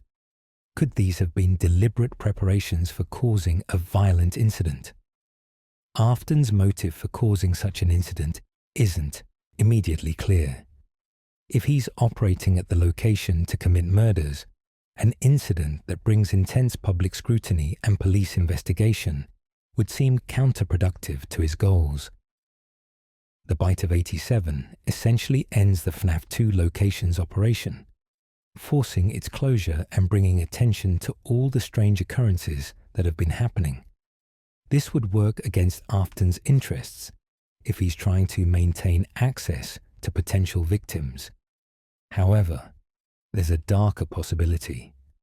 What if the bite wasn't meant to happen at the FNAF 2 location at all, but rather was an unintended consequence of Afton's tampering with the animatronics? If he modified their systems to make them more aggressive, perhaps to use them as weapons against specific targets or to cause chaos as cover for other activities, the bite could have been an accidental escalation beyond what he intended. The animatronics' increased aggression, which Phone Guy attributes to possible tampering, could have reached a threshold where they became genuinely dangerous even during normal operation. Another theory proposes that the bite might have been targeting a specific individual, someone who knew too much about Afton's activities, or who was getting close to uncovering his crimes. If this person was at the birthday party, perhaps as a parent or an employee monitoring the event. Afton could have triggered an animatronic to attack them specifically, using the bite as a method of silencing a witness or removing an obstacle. The incident happening at a party would provide cover, making it seem like a terrible accident rather than a targeted assassination. The victim's identity remains another point of speculation. If Jeremy Fitzgerald survived the bite and lived without his frontal lobe as Phone Guy described, what happened to him after? Did he receive compensation from Fazbear Entertainment, or was he left to deal with his traumatic brain injury alone? The pink slip suggests the company terminated him rather than supporting him through recovery, which would be typical of Fazbear Entertainment's callous approach to employee welfare, but raises disturbing questions about how Jeremy's life continued after this devastating injury. Some theorists have proposed that Jeremy didn't survive, that Phone Guy's comment about living without a frontal lobe was hypothetical or sarcastic, rather than a description of the actual bite victim's fate. If the victim died from the bite, this would escalate the incident from tragic injury to manslaughter or murder, depending on how authorities classified an animatronic's actions. It would also explain why the response was so severe, why the entire toy line was scrapped rather than just the specific animatronic involved being decommissioned. The implementation of the rule that animatronics must remain on stage during operating hours, which Phone Guy mentions in FNAF 1, becomes the Bite of 87's lasting legacy. This policy change fundamentally alters how Fazbear Entertainment operates, taking away one of the main selling points of their animatronics, their ability to walk around and interact with guests throughout the day. The bite essentially ended the dream of truly autonomous entertainment robots, forcing the company back to traditional stage performances where mechanical performers stay in controlled environments. Yet even this policy change raises questions about Afton's influence. If restricting animatronics to stages during the day makes it harder for them to be used as tools or weapons, did Afton resent this change? Or did he adapt his methods, finding new ways to exploit the machine's capabilities during after hours, when restrictions didn't apply? The timeline of his subsequent actions suggests he remained undeterred, continuing his crimes despite increased security and changed protocols. The Bite of 87 remains frustratingly undefined in its specifics, while being absolutely certain in its impact. Something terrible happened on day 7 of Jeremy's employment. An animatronic bit someone. The victim lost their frontal lobe. The incident ended the FNAF 2 location's operation and changed company policy permanently. But who specifically bit whom? Whether William Afton played any role in causing or planning the incident, and what the exact circumstances were that led to those mechanical jaws closing on human flesh. These details remain locked away, either in parts of the story Scott Cawthon hasn't revealed, or perhaps in interpretations of evidence we haven't properly understood. The bite exists as a pivot point in FNAF's timeline, an event referenced throughout the series that we never quite witness, a tragedy that shapes policy and character, but remains just out of frame when we look for concrete details. It's yet another unanswered question in FNAF 2's mystery, another piece of William Afton's potential involvement that can be theorized about but never confirmed, another reminder that some horrors are defined more by their consequences than by their visible details. The toy animatronics malfunction, tampering or possession. The toy animatronics represent a complete redesign of Freddy Fazbear's cast, built from the ground up with modern technology and kid-friendly aesthetics that move away from the weathered, somewhat creepy appearance of their predecessors. They're sleek, colorful, equipped with advanced facial recognition systems tied to criminal databases, designed to be both entertaining and safe. Phone Guy speaks about them with pride in his Night One call, emphasizing the investment Fazbear Entertainment made in these new performers, the sophisticated technology that should make them the future of automated entertainment. Yet within days of Jeremy's employment, it becomes clear that something is fundamentally wrong with the toy animatronics. They attack. They stalk through the building at night with the same hostile intent as the possessed, withered animatronics. They crawl through vents, appear in the hallway, approach the office with what can only be described as murderous purpose. For machines advertised as safe and advanced, their behavior is anything but. Phone Guy offers an explanation on Night 4, though his uncertainty is evident in his phrasing.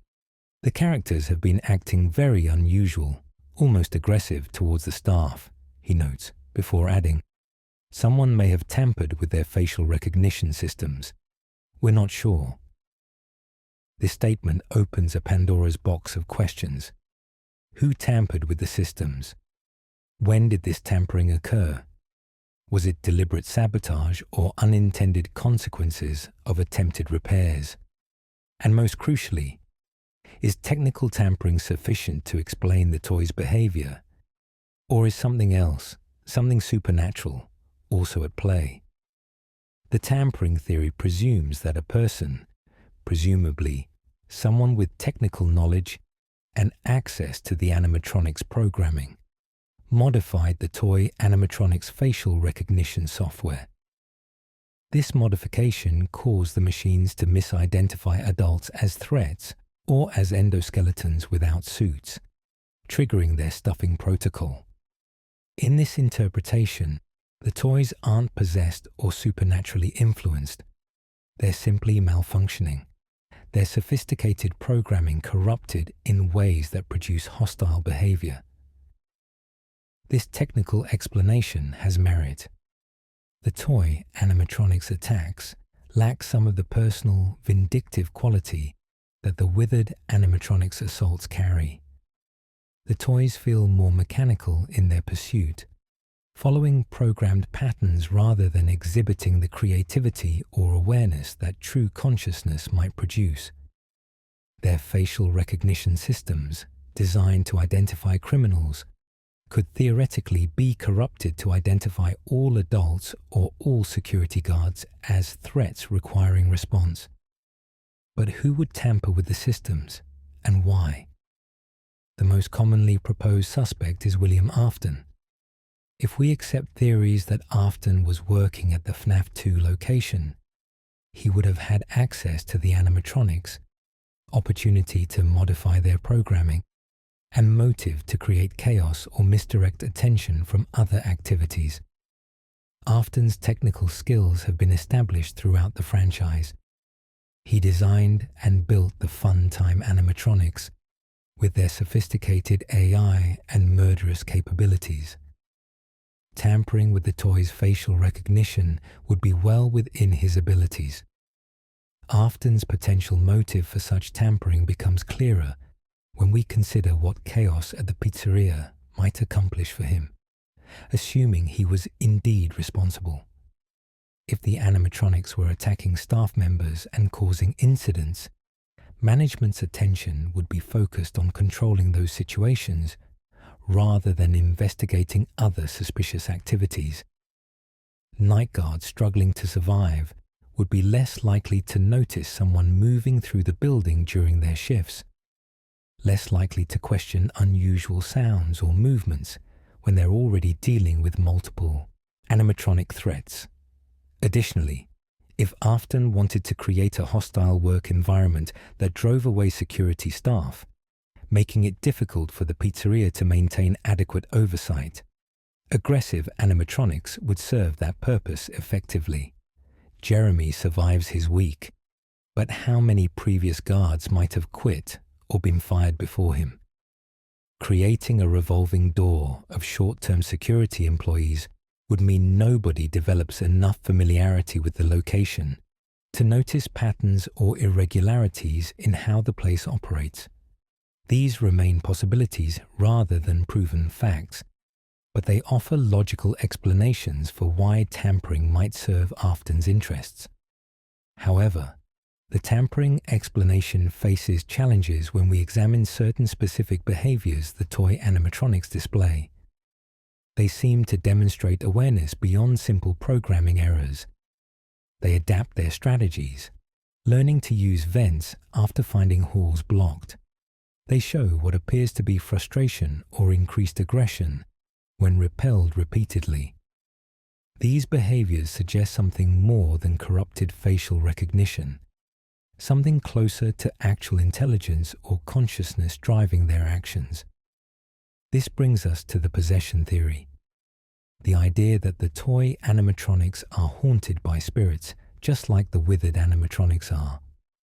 If we accept that the Save Them minigame shows children being murdered at the FNAF 2 location, then those victims' spirits would need to go somewhere.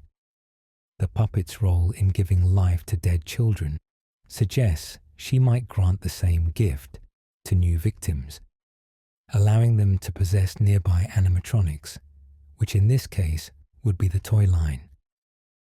Possessed toy animatronics would explain behaviors that technical malfunctions struggle to account for. Their aggressive pursuit of Jeremy would stem from the same confused vengeance that drives the withered animatronics, spirits of murdered children attacking adults they perceive as threats or as their killer. Their supernatural ability to move at night without obvious power sources, to appear in locations where their movements weren't detected by cameras, these would make sense as spiritual manifestations rather than mechanical glitches. The community has been divided on the toy possession question for years. Some point to the toys being scrapped at the end of FNAF 2 as evidence they weren't possessed, arguing that destroying possessed animatronics doesn't free spirits, so if the toys were haunted, we'd see those spirits appear in later games. Others counter that perhaps these spirits were freed specifically because the toys were dismantled properly, that unlike the withered animatronics, which were recycled into new bodies, the toys' complete destruction allowed their spirits to move on. The possibility exists that both explanations are correct, that the toy animatronics suffer from both technical tampering and spiritual possession. William Afton could have modified their programming to make them aggressive while also being involved in murders that resulted in children's spirits possessing these same machines. The combination would create animatronics that are both programmatically hostile and supernaturally aware, doubling the threat they pose and making their behavior even more unpredictable and dangerous. Consider how this dual influence might manifest. The facial recognition tampering makes the toys attack any adult they encounter, driven by corrupted programming. But possession adds intentionality to those attacks, transforms them from mechanical responses into conscious acts of vengeance. The tampering provides the mechanism, the how of their aggression. The possession provides the motivation, the why of their specific targeting and persistence. Balloon Boy and the puppet occupy interesting positions in discussions of toy animatronic behavior. BB doesn't directly attack Jeremy, but rather interferes with his defenses, disabling the flashlight and creating vulnerability to other threats. This behavior seems too clever for simple programming errors, suggesting either sophisticated tampering or spiritual influence guiding his actions. The puppet, meanwhile, operates under entirely different rules, tied to her music box, manifesting only when that specific condition is violated. Her behavior is clearly supernatural, driven by Charlotte Emily's spirit, but she exists apart from the toy line's issues. Phone Guy's uncertainty about the cause of the toy's behavior is particularly telling. Someone may have tampered with their facial recognition systems. We're not sure. This isn't the confident diagnosis of a company that has identified and is addressing a technical problem. This is speculation, a theory being proposed in the absence of clear answers. Even the staff at the pizzeria, with direct access to the animatronics and their programming, can't definitively explain why their expensive, sophisticated machines are behaving like predators instead of performers. The company's response to the toy animatronics malfunction reveals priorities that align with Fazbear Entertainment's established pattern of valuing cost savings over employee safety. Rather than immediately shutting down the malfunctioning machines for thorough diagnostics and repair, they simply warn Jeremy to avoid eye contact, to put on the Freddy mask when the toys enter his office. They treat the animatronics' homicidal behavior as an inconvenience to be managed rather than a crisis requiring immediate resolution. This cavalier attitude towards employee safety creates an environment where someone like William Afton could operate with relative impunity. If the company is already tolerating animatronics that attack their own security guards, if they're already normalizing dangerous conditions as just part of the job, then additional suspicious activities or incidents would be easier to dismiss or overlook. The toy's aggression becomes background noise, one more problem in a long list of problems that management doesn't want to properly address. The technical specifications we have about the toy animatronics suggest they should be safer than the withered models, not more dangerous. They're newer, built with modern components, designed with children's safety explicitly in mind. That such advanced machines with sophisticated AI and recognition systems could be corrupted into attacking people raises uncomfortable questions about the security of the technology itself. If facial recognition can be tampered with to create hostile behavior, that's not just a problem for this specific pizzeria. It's a fundamental vulnerability in the technology's design. Unless, of course, the technology was designed with vulnerabilities deliberately built in.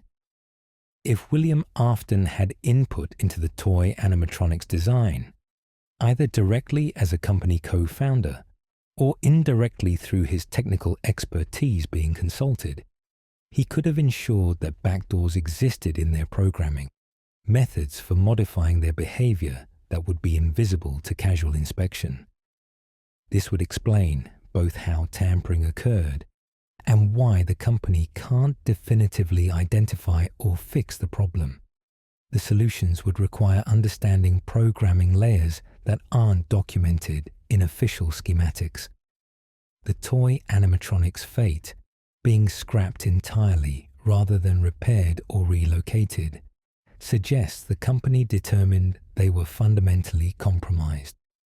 Whether that compromise was spiritual, technical, or both, management decided these machines couldn't be salvaged.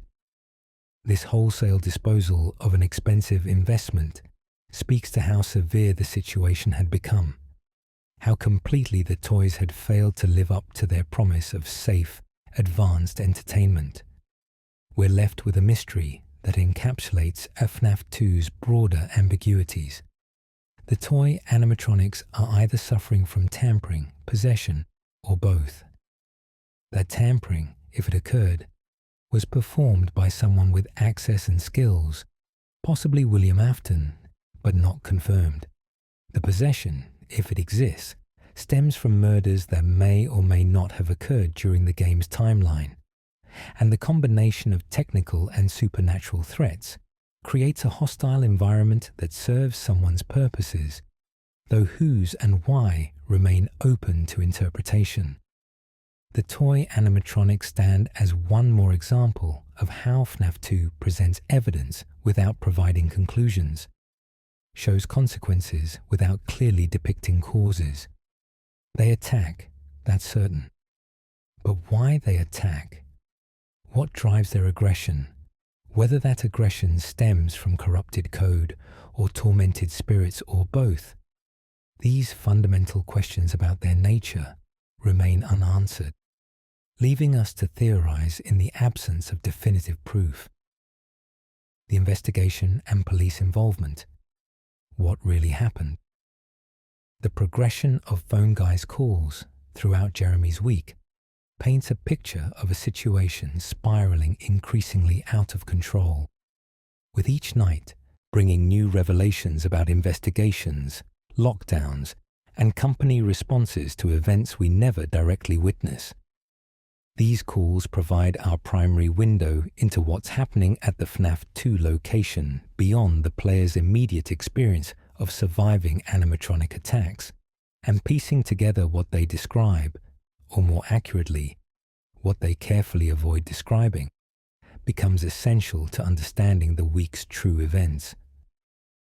Night 3's call establishes that something is wrong, though Phone Guy couches it in careful, corporate-friendly language.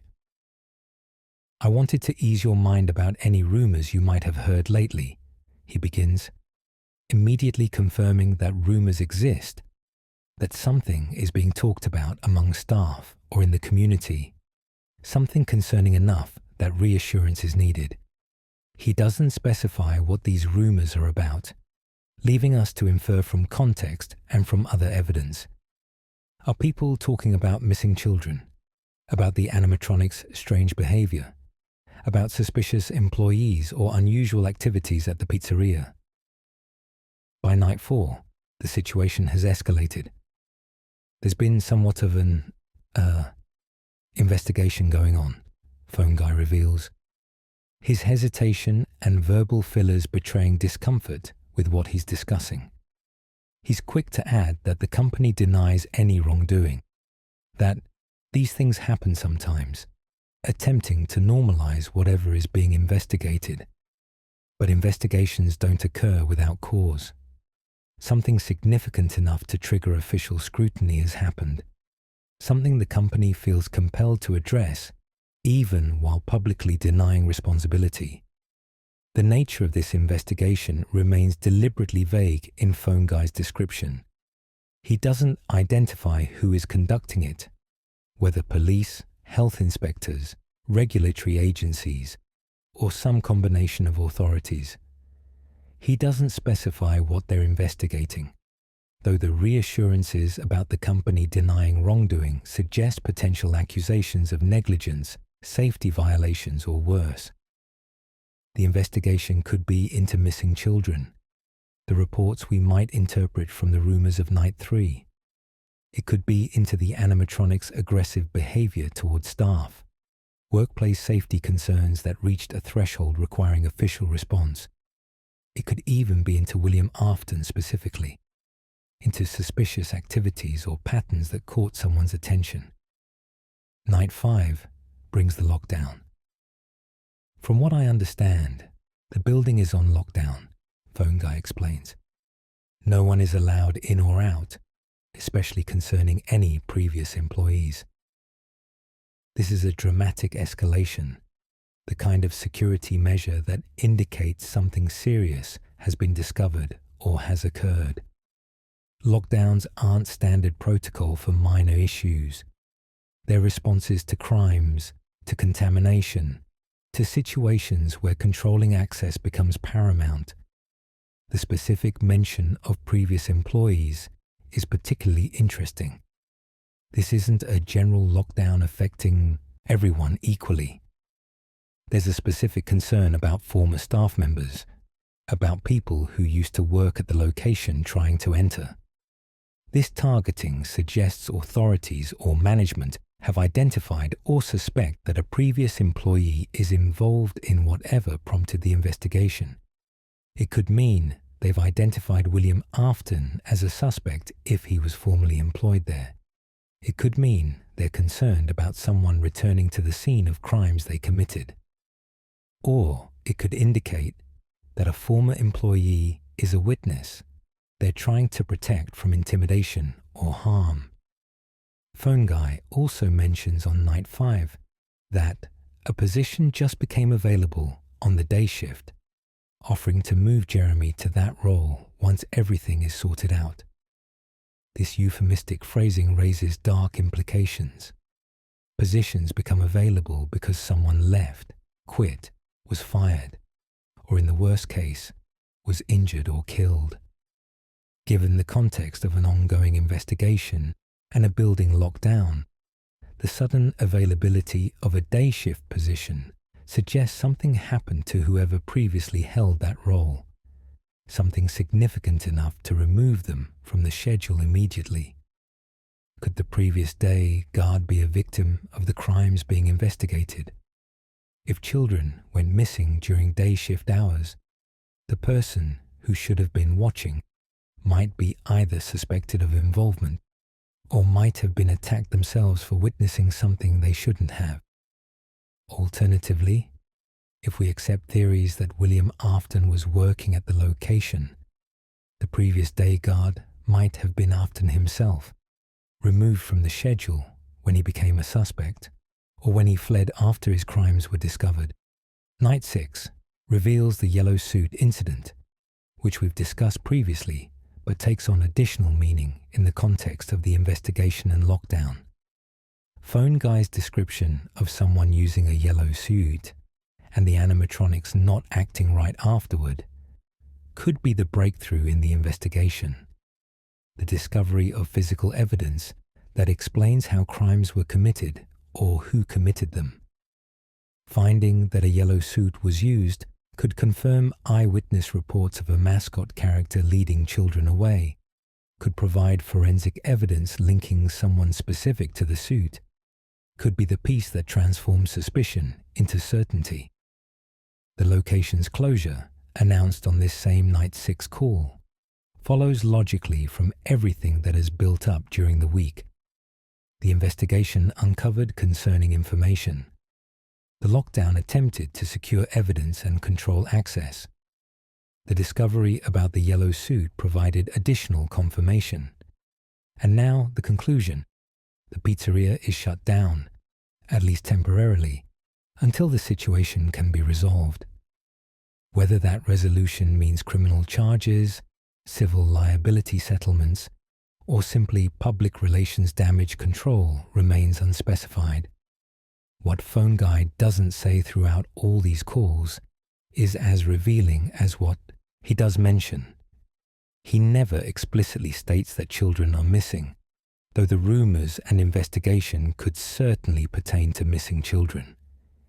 He never names William Afton or any other specific suspect, though the restrictions on previous employees suggest someone specific is being targeted. He never describes exactly what authorities found during their investigation, what evidence prompted the lockdown, or what conclusions they reached about responsibility for whatever occurred.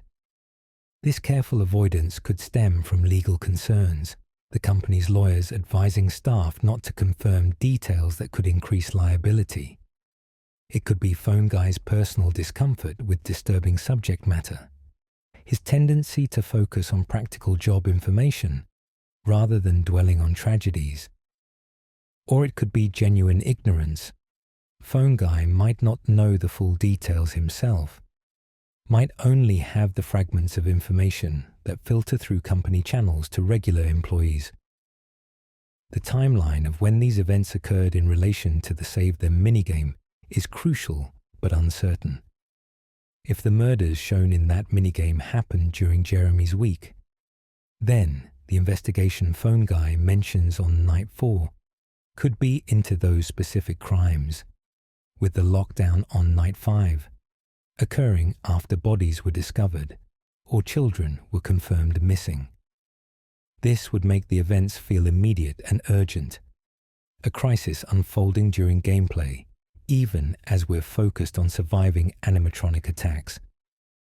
Alternatively, if the Save Them murders occurred earlier, during the summer of 1987, as the newspaper date of June 26th might suggest, then the investigation Phone Guy describes could be into older crimes, perhaps reopened because of new evidence or new witnesses coming forward.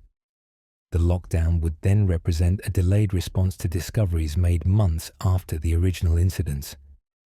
This interpretation makes the investigation feel less immediate, but potentially more thorough. Authorities having time to build a comprehensive case rather than responding to active crisis. The police's actual involvement and effectiveness remain questionable, based on patterns established throughout the FNAF series. Newspaper clippings from FNAF 1 mention a suspect being caught and charged in connection with the original missing children incident. Yet William Afton clearly wasn't convicted or imprisoned, since he continues operating throughout subsequent games. This suggests either the wrong person was charged, or charges were later dropped, or Afton had connections and resources to evade consequences despite being identified as a suspect. If police are investigating events at the FNAF 2 location, their investigation faces the same challenges that have hampered them throughout the series. Evidence might be circumstantial. Witnesses might be children whose testimony could be questioned. The supernatural elements that we as players observe, possessed animatronics, ghostly manifestations, shadows that crash reality, aren't things police would acknowledge or investigate seriously. From law enforcement's perspective, they're looking at mundane crimes committed through mundane means, unaware of the spiritual and technological horrors that actually define the situation. Fazbear Entertainment's cooperation with any investigation is suspect at best. The company has consistently prioritized profits over safety, covered up incidents rather than reporting them properly, and treated employees as expendable resources rather than people deserving protection. If an investigation threatens the company's reputation or profitability, we can expect minimal cooperation, destroyed evidence, paid settlements with non-disclosure agreements, and any other method of avoiding accountability the corporate lawyers can devise. The lockdown's effectiveness in preventing William Afton from accessing the building depends entirely on whether he was officially employed there at the time. If he was on staff, the lockdown and restriction on previous employees might not apply to him if he's clever about maintaining his legitimate access. If he'd already been identified as a suspect and removed from the premises, then the lockdown serves its purpose. But if Afton was never officially employed there, if he was infiltrating the building through other means, then a lockdown focusing on employee access might not prevent his movements at all. The investigation's ultimate outcome is never revealed in the game. We don't receive a final Night 7 call from Phone Guy explaining how things were resolved or what authorities concluded. Jeremy's employment ends with a pink slip after custom night, presumably after the bite of 87 occurs, and the narrative moves forward to other games and other locations. Whatever the police may have determined, whatever evidence they might have gathered, whatever suspects they could have identified, all of this remains in the gaps between games, in the spaces where FNAF's story refuses to provide closure. The progression of the investigation throughout the week reveals a pattern of escalating severity that deserves closer examination. On night 3, we're at the rumor stage, whispers among staff or in the community about something concerning. This represents the earliest phase of awareness, before official involvement, when people are noticing patterns or suspicious circumstances, but haven't yet formalized their concerns through official channels. What kinds of rumors would circulate around a pizzeria? Perhaps parents discussing strange interactions with staff members. Perhaps employees noting that certain co-workers behaved oddly or disappeared during shifts. Perhaps children telling their parents about scary things they witnessed, but that adults initially dismissed. By night 4, these informal concerns have transformed into formal investigation. This represents someone, whether a parent, employee, or witness, taking their concerns to authorities, who determined the situation warranted official scrutiny. The transition from rumors to investigation typically requires concrete allegations or evidence that can't be dismissed as paranoia or misunderstanding. Someone must have presented information compelling enough that police or other investigators felt obligated to examine the situation, despite Fazbear Entertainment's likely resistance to such scrutiny. The company's denial of wrongdoing, which Phone Guy mentions specifically, suggests they've been presented with allegations they're attempting to refute. Companies don't issue denials unless accusations have been made. What exactly are they denying?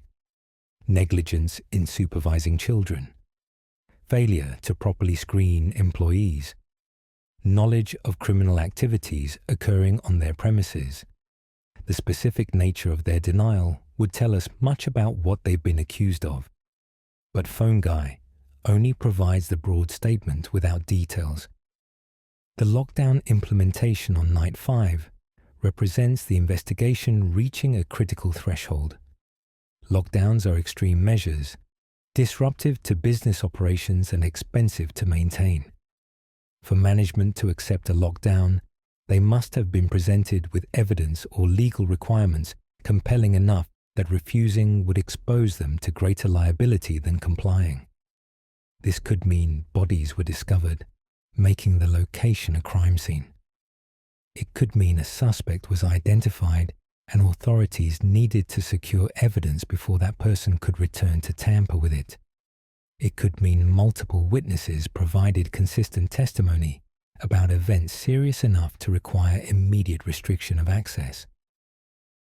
The specific concern about previous employees entering the building indicates investigators have reason to believe someone who formerly worked there is involved in whatever occurred. This targeting suggests the investigation has moved beyond general exploration of what happened to specific identification of who might be responsible. Authorities don't restrict access for entire categories of people without having narrowed their suspect pool considerably. They've moved from asking, "Did something bad happen here?" to, "Who among the people who worked here did this bad thing?" The available day shift position mentioned on this same night carries dark implications we haven't fully explored. If we accept the most straightforward interpretation, the person who previously held this position is suddenly unable or unwilling to continue working it.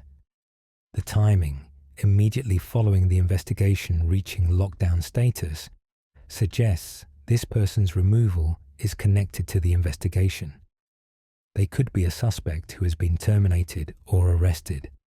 They could be a victim who was injured or killed. They could be a witness who has been moved to protective custody or who resigned out of fear. Consider the logistics of what Phone Guy describes. He's offering to move Jeremy to the day shift position once everything is sorted out, implying this is meant as a promotion or reward for surviving the week of night shifts.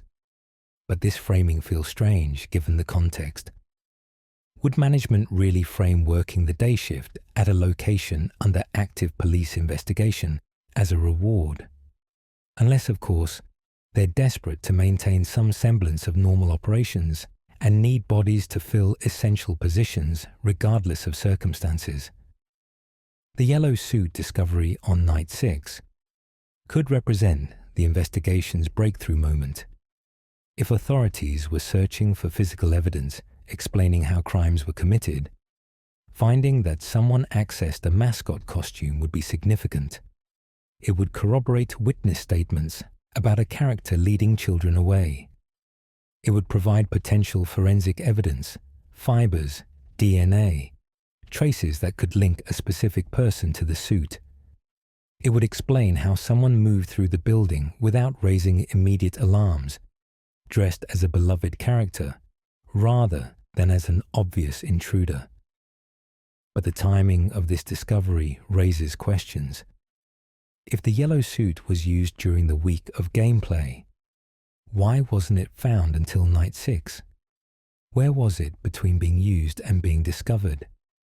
Was it returned to its storage location, suggesting the perpetrator felt confident enough to put it back rather than disposing of it?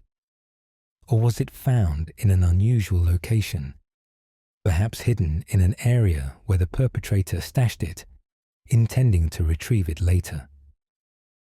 The circumstances of how and where the suit was found would tell us much about the perpetrator's state of mind and their assessment of risk. Phone Guy's observation that none of them are acting right after the suit was used deserves more attention than we've given it. This suggests a change in the animatronics behavior that Phone Guy or other staff noticed and connected to the suit being used. If the withered animatronics became more aggressive after detecting their killer's presence, staff might have observed this without understanding the supernatural cause. To them, it would just seem like the already malfunctioning machines had gotten worse for no apparent technical reason. The toy animatronics' behavior changes might also connect to the suit incident. If we accept that the toys were tampered with, the tampering could have occurred when someone accessed restricted areas while wearing the suit. The suit would provide both cover for moving through the building and distraction for security systems focused on monitoring human intruders rather than mascot characters. Someone in a Freddy or Bonnie costume could walk right past cameras and potentially past other staff members without immediately raising alarms. The closure announced on Night 6 represents management's acknowledgement that whatever is happening at this location has reached a point where continued operation is impossible. Fazbear Entertainment has shown throughout the franchise that they're willing to operate under appalling conditions, accepting animatronic malfunctions, covering up incidents, prioritizing profits over safety. For them to voluntarily close a location, even temporarily, indicates either legal obligations so strong they can't refuse, or circumstances so severe that staying open would risk greater liability than closing. Consider what the company is protecting by closing. They're protecting themselves from additional incidents that could occur if they stay open during an investigation. They're protecting potential victims by removing access to whatever was making this location dangerous. They're protecting evidence from being contaminated by ongoing operations.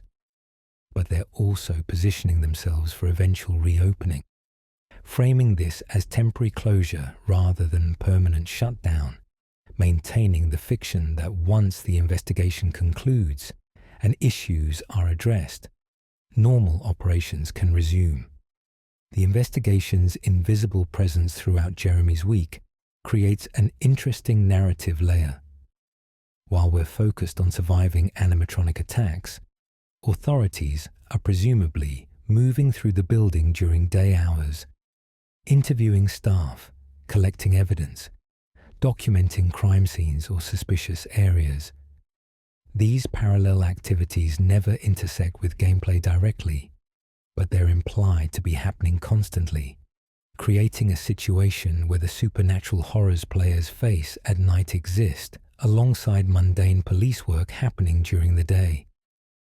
This lack of resolution for the investigation is thematically appropriate for FNAF 2's role in the franchise. The game is about ambiguity, about events occurring just off-screen, about evidence that suggests without confirming. The investigation Phone Guy describes fits this pattern perfectly. We know it happened. We can theorize about what triggered it and what it uncovered, but we'll never receive the police report, never see the evidence photos, never read the witness statements that would transform our theories into certainties. The investigation and its related lockdown stand as one more example of how FNAF 2 presents William Afton's involvement indirectly.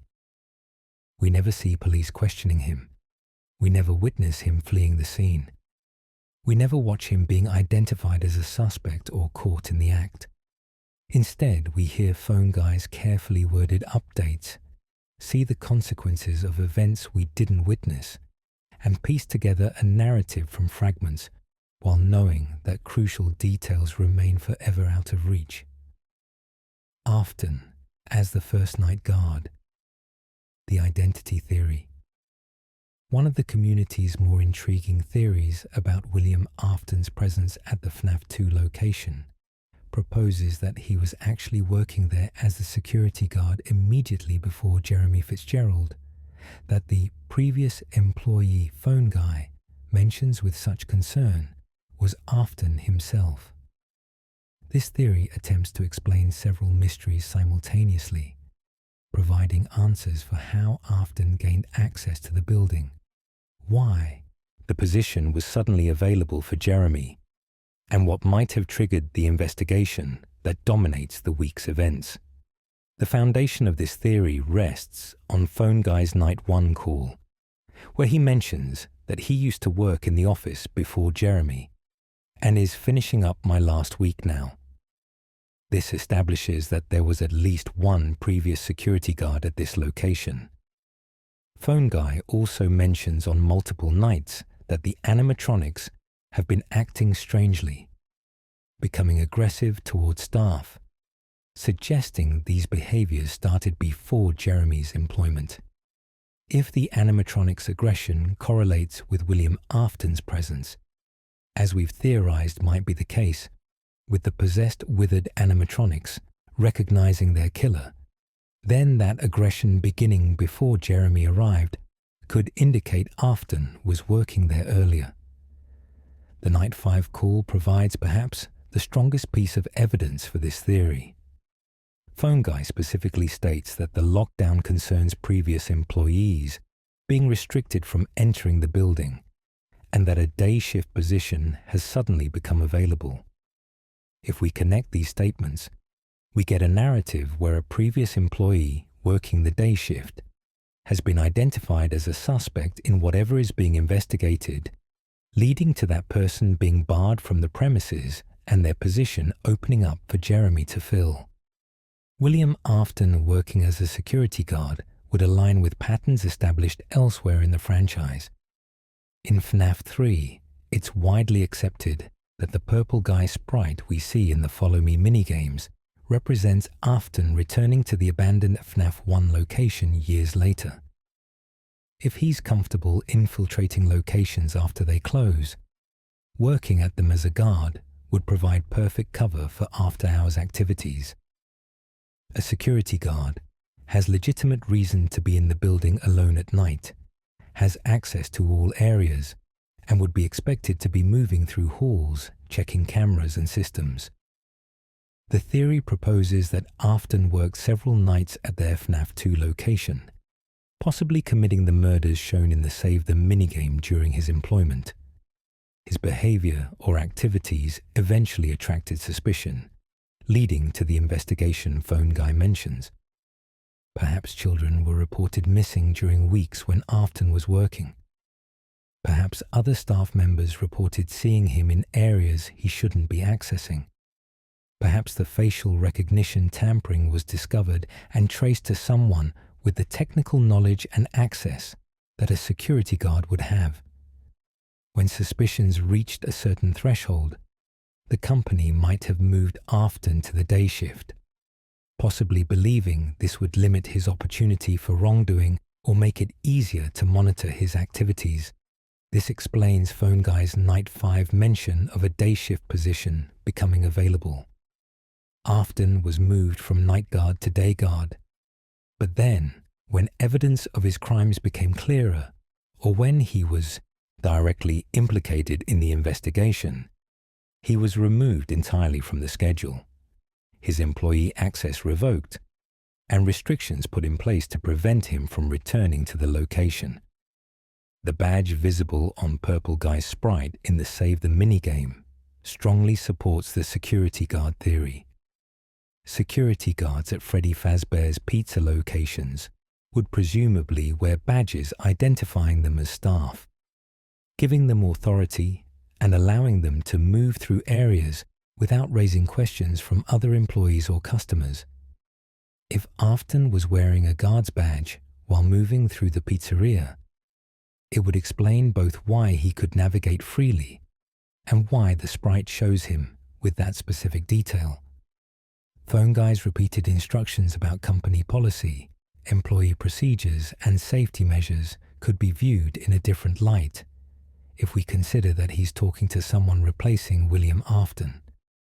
Perhaps Phone Guy is being especially thorough with Jeremy because the previous guard created problems, violated policies, did things that led to investigations and lockdowns. Phone Guy's tone, always somewhat anxious, but particularly so in later nights, might reflect concern about the situation the last guard created and worry that Jeremy might face consequences or dangers stemming from his predecessor's actions. However, this theory faces significant challenges that prevent it from being universally accepted. First, the timeline doesn't perfectly align. If Afton was the previous night guard and was removed from the schedule before Jeremy started, why does Phone Guy's Night 1 call sound like it's introducing Jeremy to a normal situation? There's no mention of unusual circumstances, no warning about investigations or problems with the last guard. Phone Guy only begins discussing the investigation on Night 4, suggesting it started during Jeremy's week rather than before it. Second, if Afton was a known former employee, formally fired or removed from the schedule under suspicious circumstances, why would he still be able to access the building to use the yellow suit, as seems to have happened based on the Night 6 phone call? The lockdown restricting previous employees should have been implemented immediately if management suspected Afton of wrongdoing. The fact that the lockdown only happens on Night 5 suggests the suspect's identity might not have been known earlier, which contradicts the idea of Afton being an obviously fired employee. Third, the theory requires Afton to have been working at the location openly, under his real name presumably, which seems risky for someone who has committed multiple murders and evaded consequences through careful operation. Would Afton really apply for a security guard position, submit to any background checks or employment verification that might exist, and work openly where other employees could observe and potentially remember him? It seems contrary to the careful, secretive approach he displays in his other confirmed activities. An alternative version of the theory proposes that Afton wasn't the previous night guard, but rather worked as day staff in some other capacity, which would explain the day shift position becoming available without requiring him to have been Jeremy's direct predecessor. This interpretation provides some of the same benefits, explaining how Afton gained access and why a day shift position opened up, while avoiding some timeline complications. But it also loses one of the theory's main pieces of evidence, the direct connection to the guard position and the badge that Purple Guy wears. Some theorists have proposed that there were actually 2 night guards before Jeremy, with Phone Guy being one and William Afton being another. This would explain Phone Guy's mention of finishing his last week, while also allowing space for another guard who would better fit the timeline of being removed due to the investigation. But this adds complexity without strong evidence supporting the existence of this additional guard, and it requires assumptions about staff rotations and scheduling that the game doesn't confirm. The Mike or Fritz theories add another layer of complication.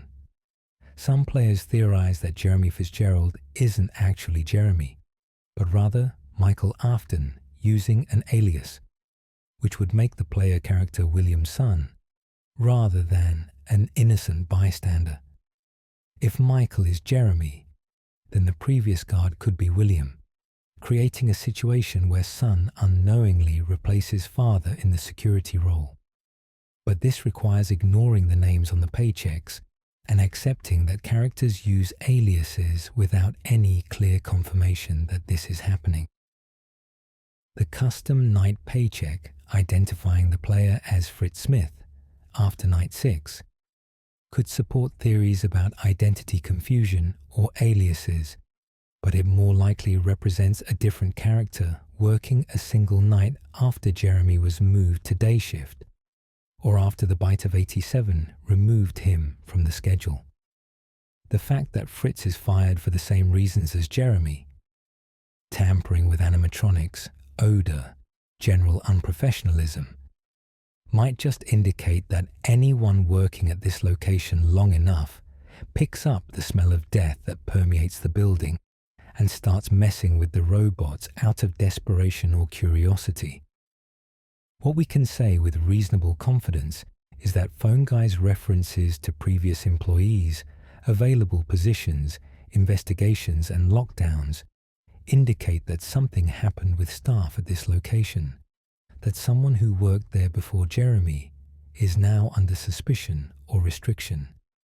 Whether that someone is William Afton can't be confirmed from the evidence available, but the theory provides a coherent explanation for several mysteries, while raising new questions about why Afton would work so openly if he was attempting to commit crimes.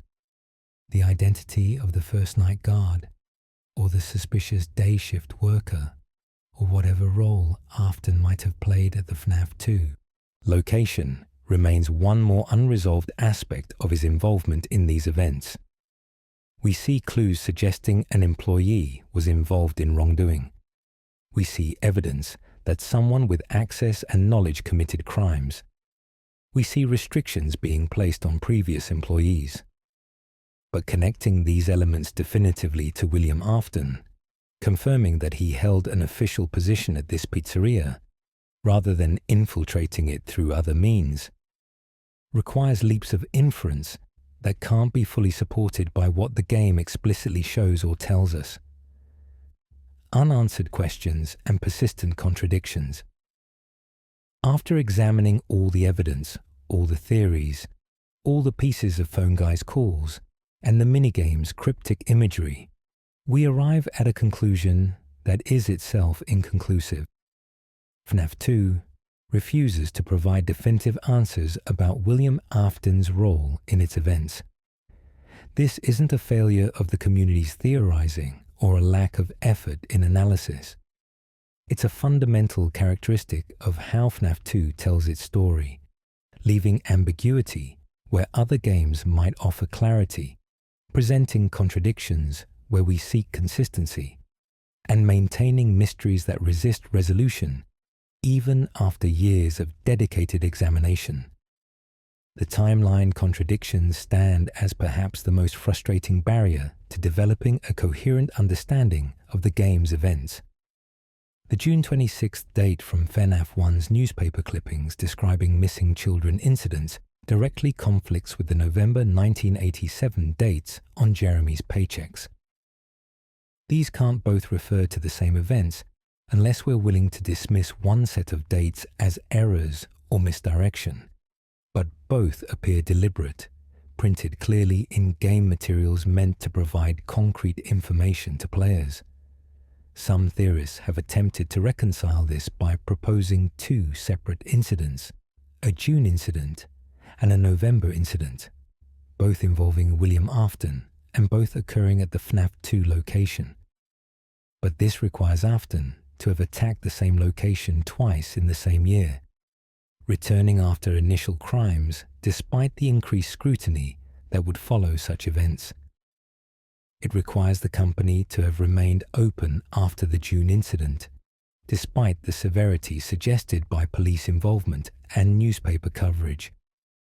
Others have suggested the newspaper dates might refer to the original missing children incident from years earlier, not to events at the FNAF 2 location at all, with the FNAF 1 newspaper being displayed as historical context rather than describing contemporary events during FNAF 2's timeframe. This interpretation solves the date conflict, but requires us to reinterpret what the Save Them minigame shows.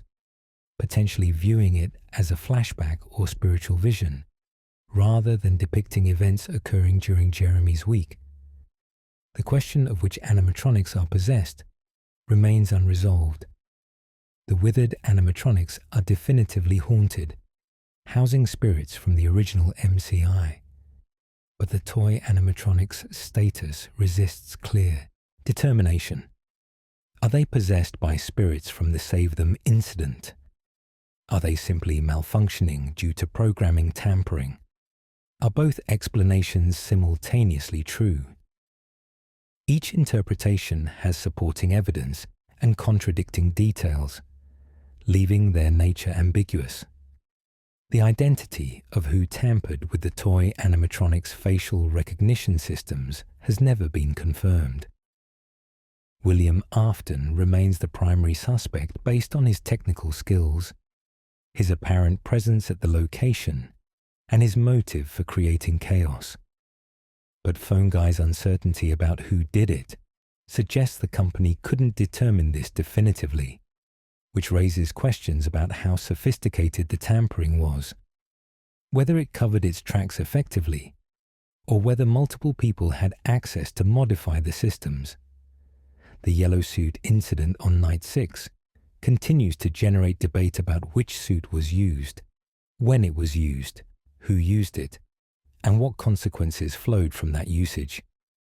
Even the basic facts of this incident, one of the game's most explicit plot points, remain contested within the community. The ambiguity seems almost deliberately maintained, as if Scott Cawthon wanted this element to serve as a Rorschach test, where different players could see different implications based on their broader interpretations of the franchise's lore. The Bite of 87's specific details, which animatronic committed it, who the victim was, whether it occurred during a party or during a different scenario, all of these remain unconfirmed despite the event's significance in franchise lore. The Bite serves as a turning point, ending the FNAF 2 location and instituting new safety policies, yet we never witness it, never receive clear description of it, never see its immediate aftermath beyond implications in the pink slip and subsequent closure. The investigation Phone Guy describes never reaches a stated conclusion within the game. We don't know what authorities determined, whether charges were filed, whether suspects were identified, whether the investigation was even resolved before the location closed. The investigation exists as process without result, building tension throughout the week, but never delivering the payoff of revealing what was discovered or what actions were taken based on those discoveries. Shadow Freddy and Shadow Bonnie's origins, nature, and purpose remain mysterious despite years of analysis, and the introduction of Dark Remnant concepts in supplementary materials. Are they Springlock failure victims? Are they manifestations of accumulated agony? Are they something else entirely? Their rare appearances and reality-breaking properties suggest significance, but that significance hasn't been explained in ways that definitively connect them to William Afton's actions or to FNAF 2's specific events. The fate of the Save Them victims, if they were indeed murdered, as the minigame seems to show, remains unclear. Did their spirits possess the toy animatronics? Were they freed when those animatronics were scrapped? Do they linger as separate entities? Did they move on immediately? The absence of obvious references to these spirits in later games might suggest they were freed or didn't possess animatronics at all. But the alternative interpretation, that they're simply not shown in later games because their story concluded with FNAF 2, is equally plausible. William Afton's exact role during Jeremy's week, what he was doing, when he was there, whether he was employed at the location or infiltrating it, whether he committed new murders or was present for other reasons, all of this remains speculative. We can construct narratives that fit evidence, but we can also construct contradictory narratives that fit the same evidence equally well. The game provides puzzle pieces, but doesn't confirm how they're meant to fit together. These contradictions and ambiguities aren't bugs in FNAF 2's design. They're features, deliberate choices that maintain mystery and allow for ongoing speculation and theory development within the community. Scott Cawthon has demonstrated throughout the franchise that he prefers implication over explicit explanation, that he values the conversations and debates that emerge from ambiguous evidence over providing clear, conclusive answers that would end discussion. But for those of us trying to understand William Afton's involvement in FNAF 2's events, trying to determine what he did and why he did it, these unanswered questions and persistent contradictions create a frustrating situation where we can propose theories but can't prove them, where we can point to evidence but can't overcome counter-evidence, where we can build interpretations but can't achieve consensus, because the source material itself resists definitive interpretation.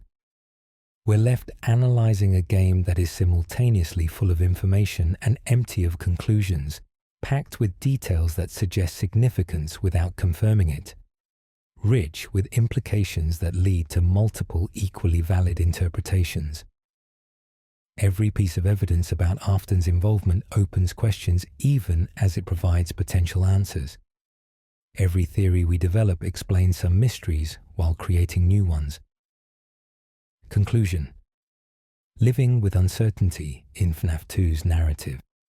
As we reach the end of our exploration into William Afton's role in Five Nights at Freddy's 2, we find ourselves not at a destination, but at a recognition of the journey's ongoing nature. After examining every phone call, analyzing every minigame frame, considering every theory the community has developed over more than a decade of dedicated analysis, we must acknowledge something that may be disappointing to those seeking closure. We still don't have definitive answers to many of the fundamental questions about what Afton did during that week in November 1987. This lack of resolution isn't a failure of investigation or analysis. The FNAF community has demonstrated extraordinary dedication and cleverness in dissecting every detail of these games, uncovering connections and patterns that casual players would never notice. If definitive answers existed in the available evidence, the community would have found them by now. The persistence of multiple competing theories, each with supporting evidence and each with contradictions, suggests that FNAF 2 was designed to resist simple interpretation, to maintain ambiguity as a core feature of its storytelling approach. William Afton's presence haunts FNAF 2 in the same way his victims' spirits haunt the animatronics.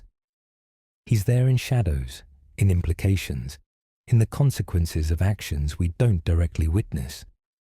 We see his purple sprite in the Save Them minigame. We hear about someone using a yellow suit. We observe the investigation and lockdown that could be responses to his crimes. But we never get the equivalent of a clear statement. William Afton worked at this location as a security guard, committed these specific murders on these specific dates, and was identified as a suspect, which led to these specific responses. The mysteries we've explored throughout this analysis, the yellow suit incident, the dead children incident, the toy animatronics tampering, the bite of 87, the shadow entities, the investigation and lockdown, all represent pieces of a puzzle that doesn't form a complete picture no matter how we arrange them. Some pieces seem to fit together, creating sections of coherent narrative. But gaps remain, edges don't align, and the overall image stays fragmented. What we can conclude with reasonable confidence is that something terrible happened at the new Freddy Fazbear's Pizza during 1987. Children likely died, though when and how many remains uncertain. William Afton appears connected to these deaths based on his presence in the Save the minigame and the pattern of his crimes elsewhere in the franchise. The location faced investigation, lockdown, and ultimately closure as a result of events during or shortly before Jeremy Fitzgerald's employment. And the consequences of whatever occurred rippled forward through the franchise, influencing policy, affecting characters, and contributing to the cycle of tragedy that defines Fazbear Entertainment's history. But the specifics, the exact timeline, the precise sequence of events, Afton's exact role and methods, these remain in the realm of theory rather than confirmed fact. We can propose that Afton was working at the location, but we can't prove it. We can suggest he tampered with animatronic systems, but we can't confirm it.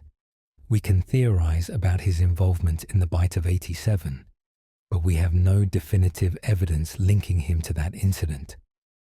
This uncertainty reflects a broader truth about FNAF's storytelling approach. Scott Cawthon has built a franchise that thrives on mystery, that generates engagement through speculation rather than through exposition. The gaps in FNAF 2's narrative aren't oversights to be corrected in future revelations. They're intentional spaces left for player interpretation, areas where the community can debate and theorize without being constrained by official answers that would limit creative engagement with the material. For some fans, this approach is frustrating. They want definitive timelines, confirmed character identities, explicit explanations of events. They want to know exactly what happened, when it happened, who did it, and why. The lack of these confirmations feels like unfinished storytelling, like a narrative that hasn't fulfilled its obligation to provide resolution to the questions it raises. For others, the ambiguity is precisely what makes FNAF compelling. The mysteries become participatory, inviting players to become theorists, to engage with the material actively, rather than passively receiving information. The debates about what William Afton did in FNAF 2 are part of the experience, part of what makes the game memorable years after its release. If Scott Cawthon released an official statement tomorrow, confirming exactly what happened, it would end the speculation, but might also diminish the engagement that speculation generates. William Afton's role in FNAF 2 exists in this space between known and unknown, between evident and mysterious. He's certainly there in some capacity. His influence shapes events. His presence explains aspects of what we observe. But the full extent of his involvement, the complete picture of his actions, remains just out of reach, visible enough to confirm he was significant, but not clear enough to explain exactly how. As we conclude this exploration, we're left with the same questions we started with, though hopefully with a deeper understanding of why those questions persist. What was William Afton doing at the FNAF 2 location? Was he the previous night guard, or a day shift employee, or an infiltrator with no official position? Did he commit the murders shown in Save Them during Jeremy's week, or earlier in the summer, or not at all? Did he tamper with the animatronics? Did he cause or trigger the Bite of 87? Was he identified during the investigation and lockdown? These questions don't have answers we can present with certainty. They have theories, interpretations, possibilities supported by evidence but undermined by contradictions. And perhaps that's exactly as it was intended to be. Perhaps William Afton's role in FNAF 2 is meant to remain mysterious, a shadow in a game full of shadows, a presence felt but never fully seen. For those who have been following this analysis, whether you were new to these mysteries or revisiting familiar territory, I hope this exploration has illuminated the complexity of FNAF 2's narrative and the reasons why, after more than a decade, we still find ourselves debating the same fundamental questions about what William Afton did during that week in November 1987.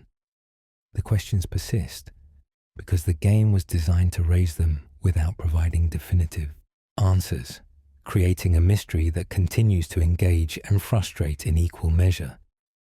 If you've enjoyed this deep dive into one of FNAF's most persistent mysteries, please like and subscribe to Night Mode Lore. Your support allows us to continue exploring these intricate stories, examining the evidence and theories that make this franchise so endlessly fascinating. And let me know in the comments what your own theories are about William Afton's role in FNAF 2. Do you think he was working at the location? Do you believe the dead children incident occurred during Jeremy's week? What's your explanation for the evidence we've discussed?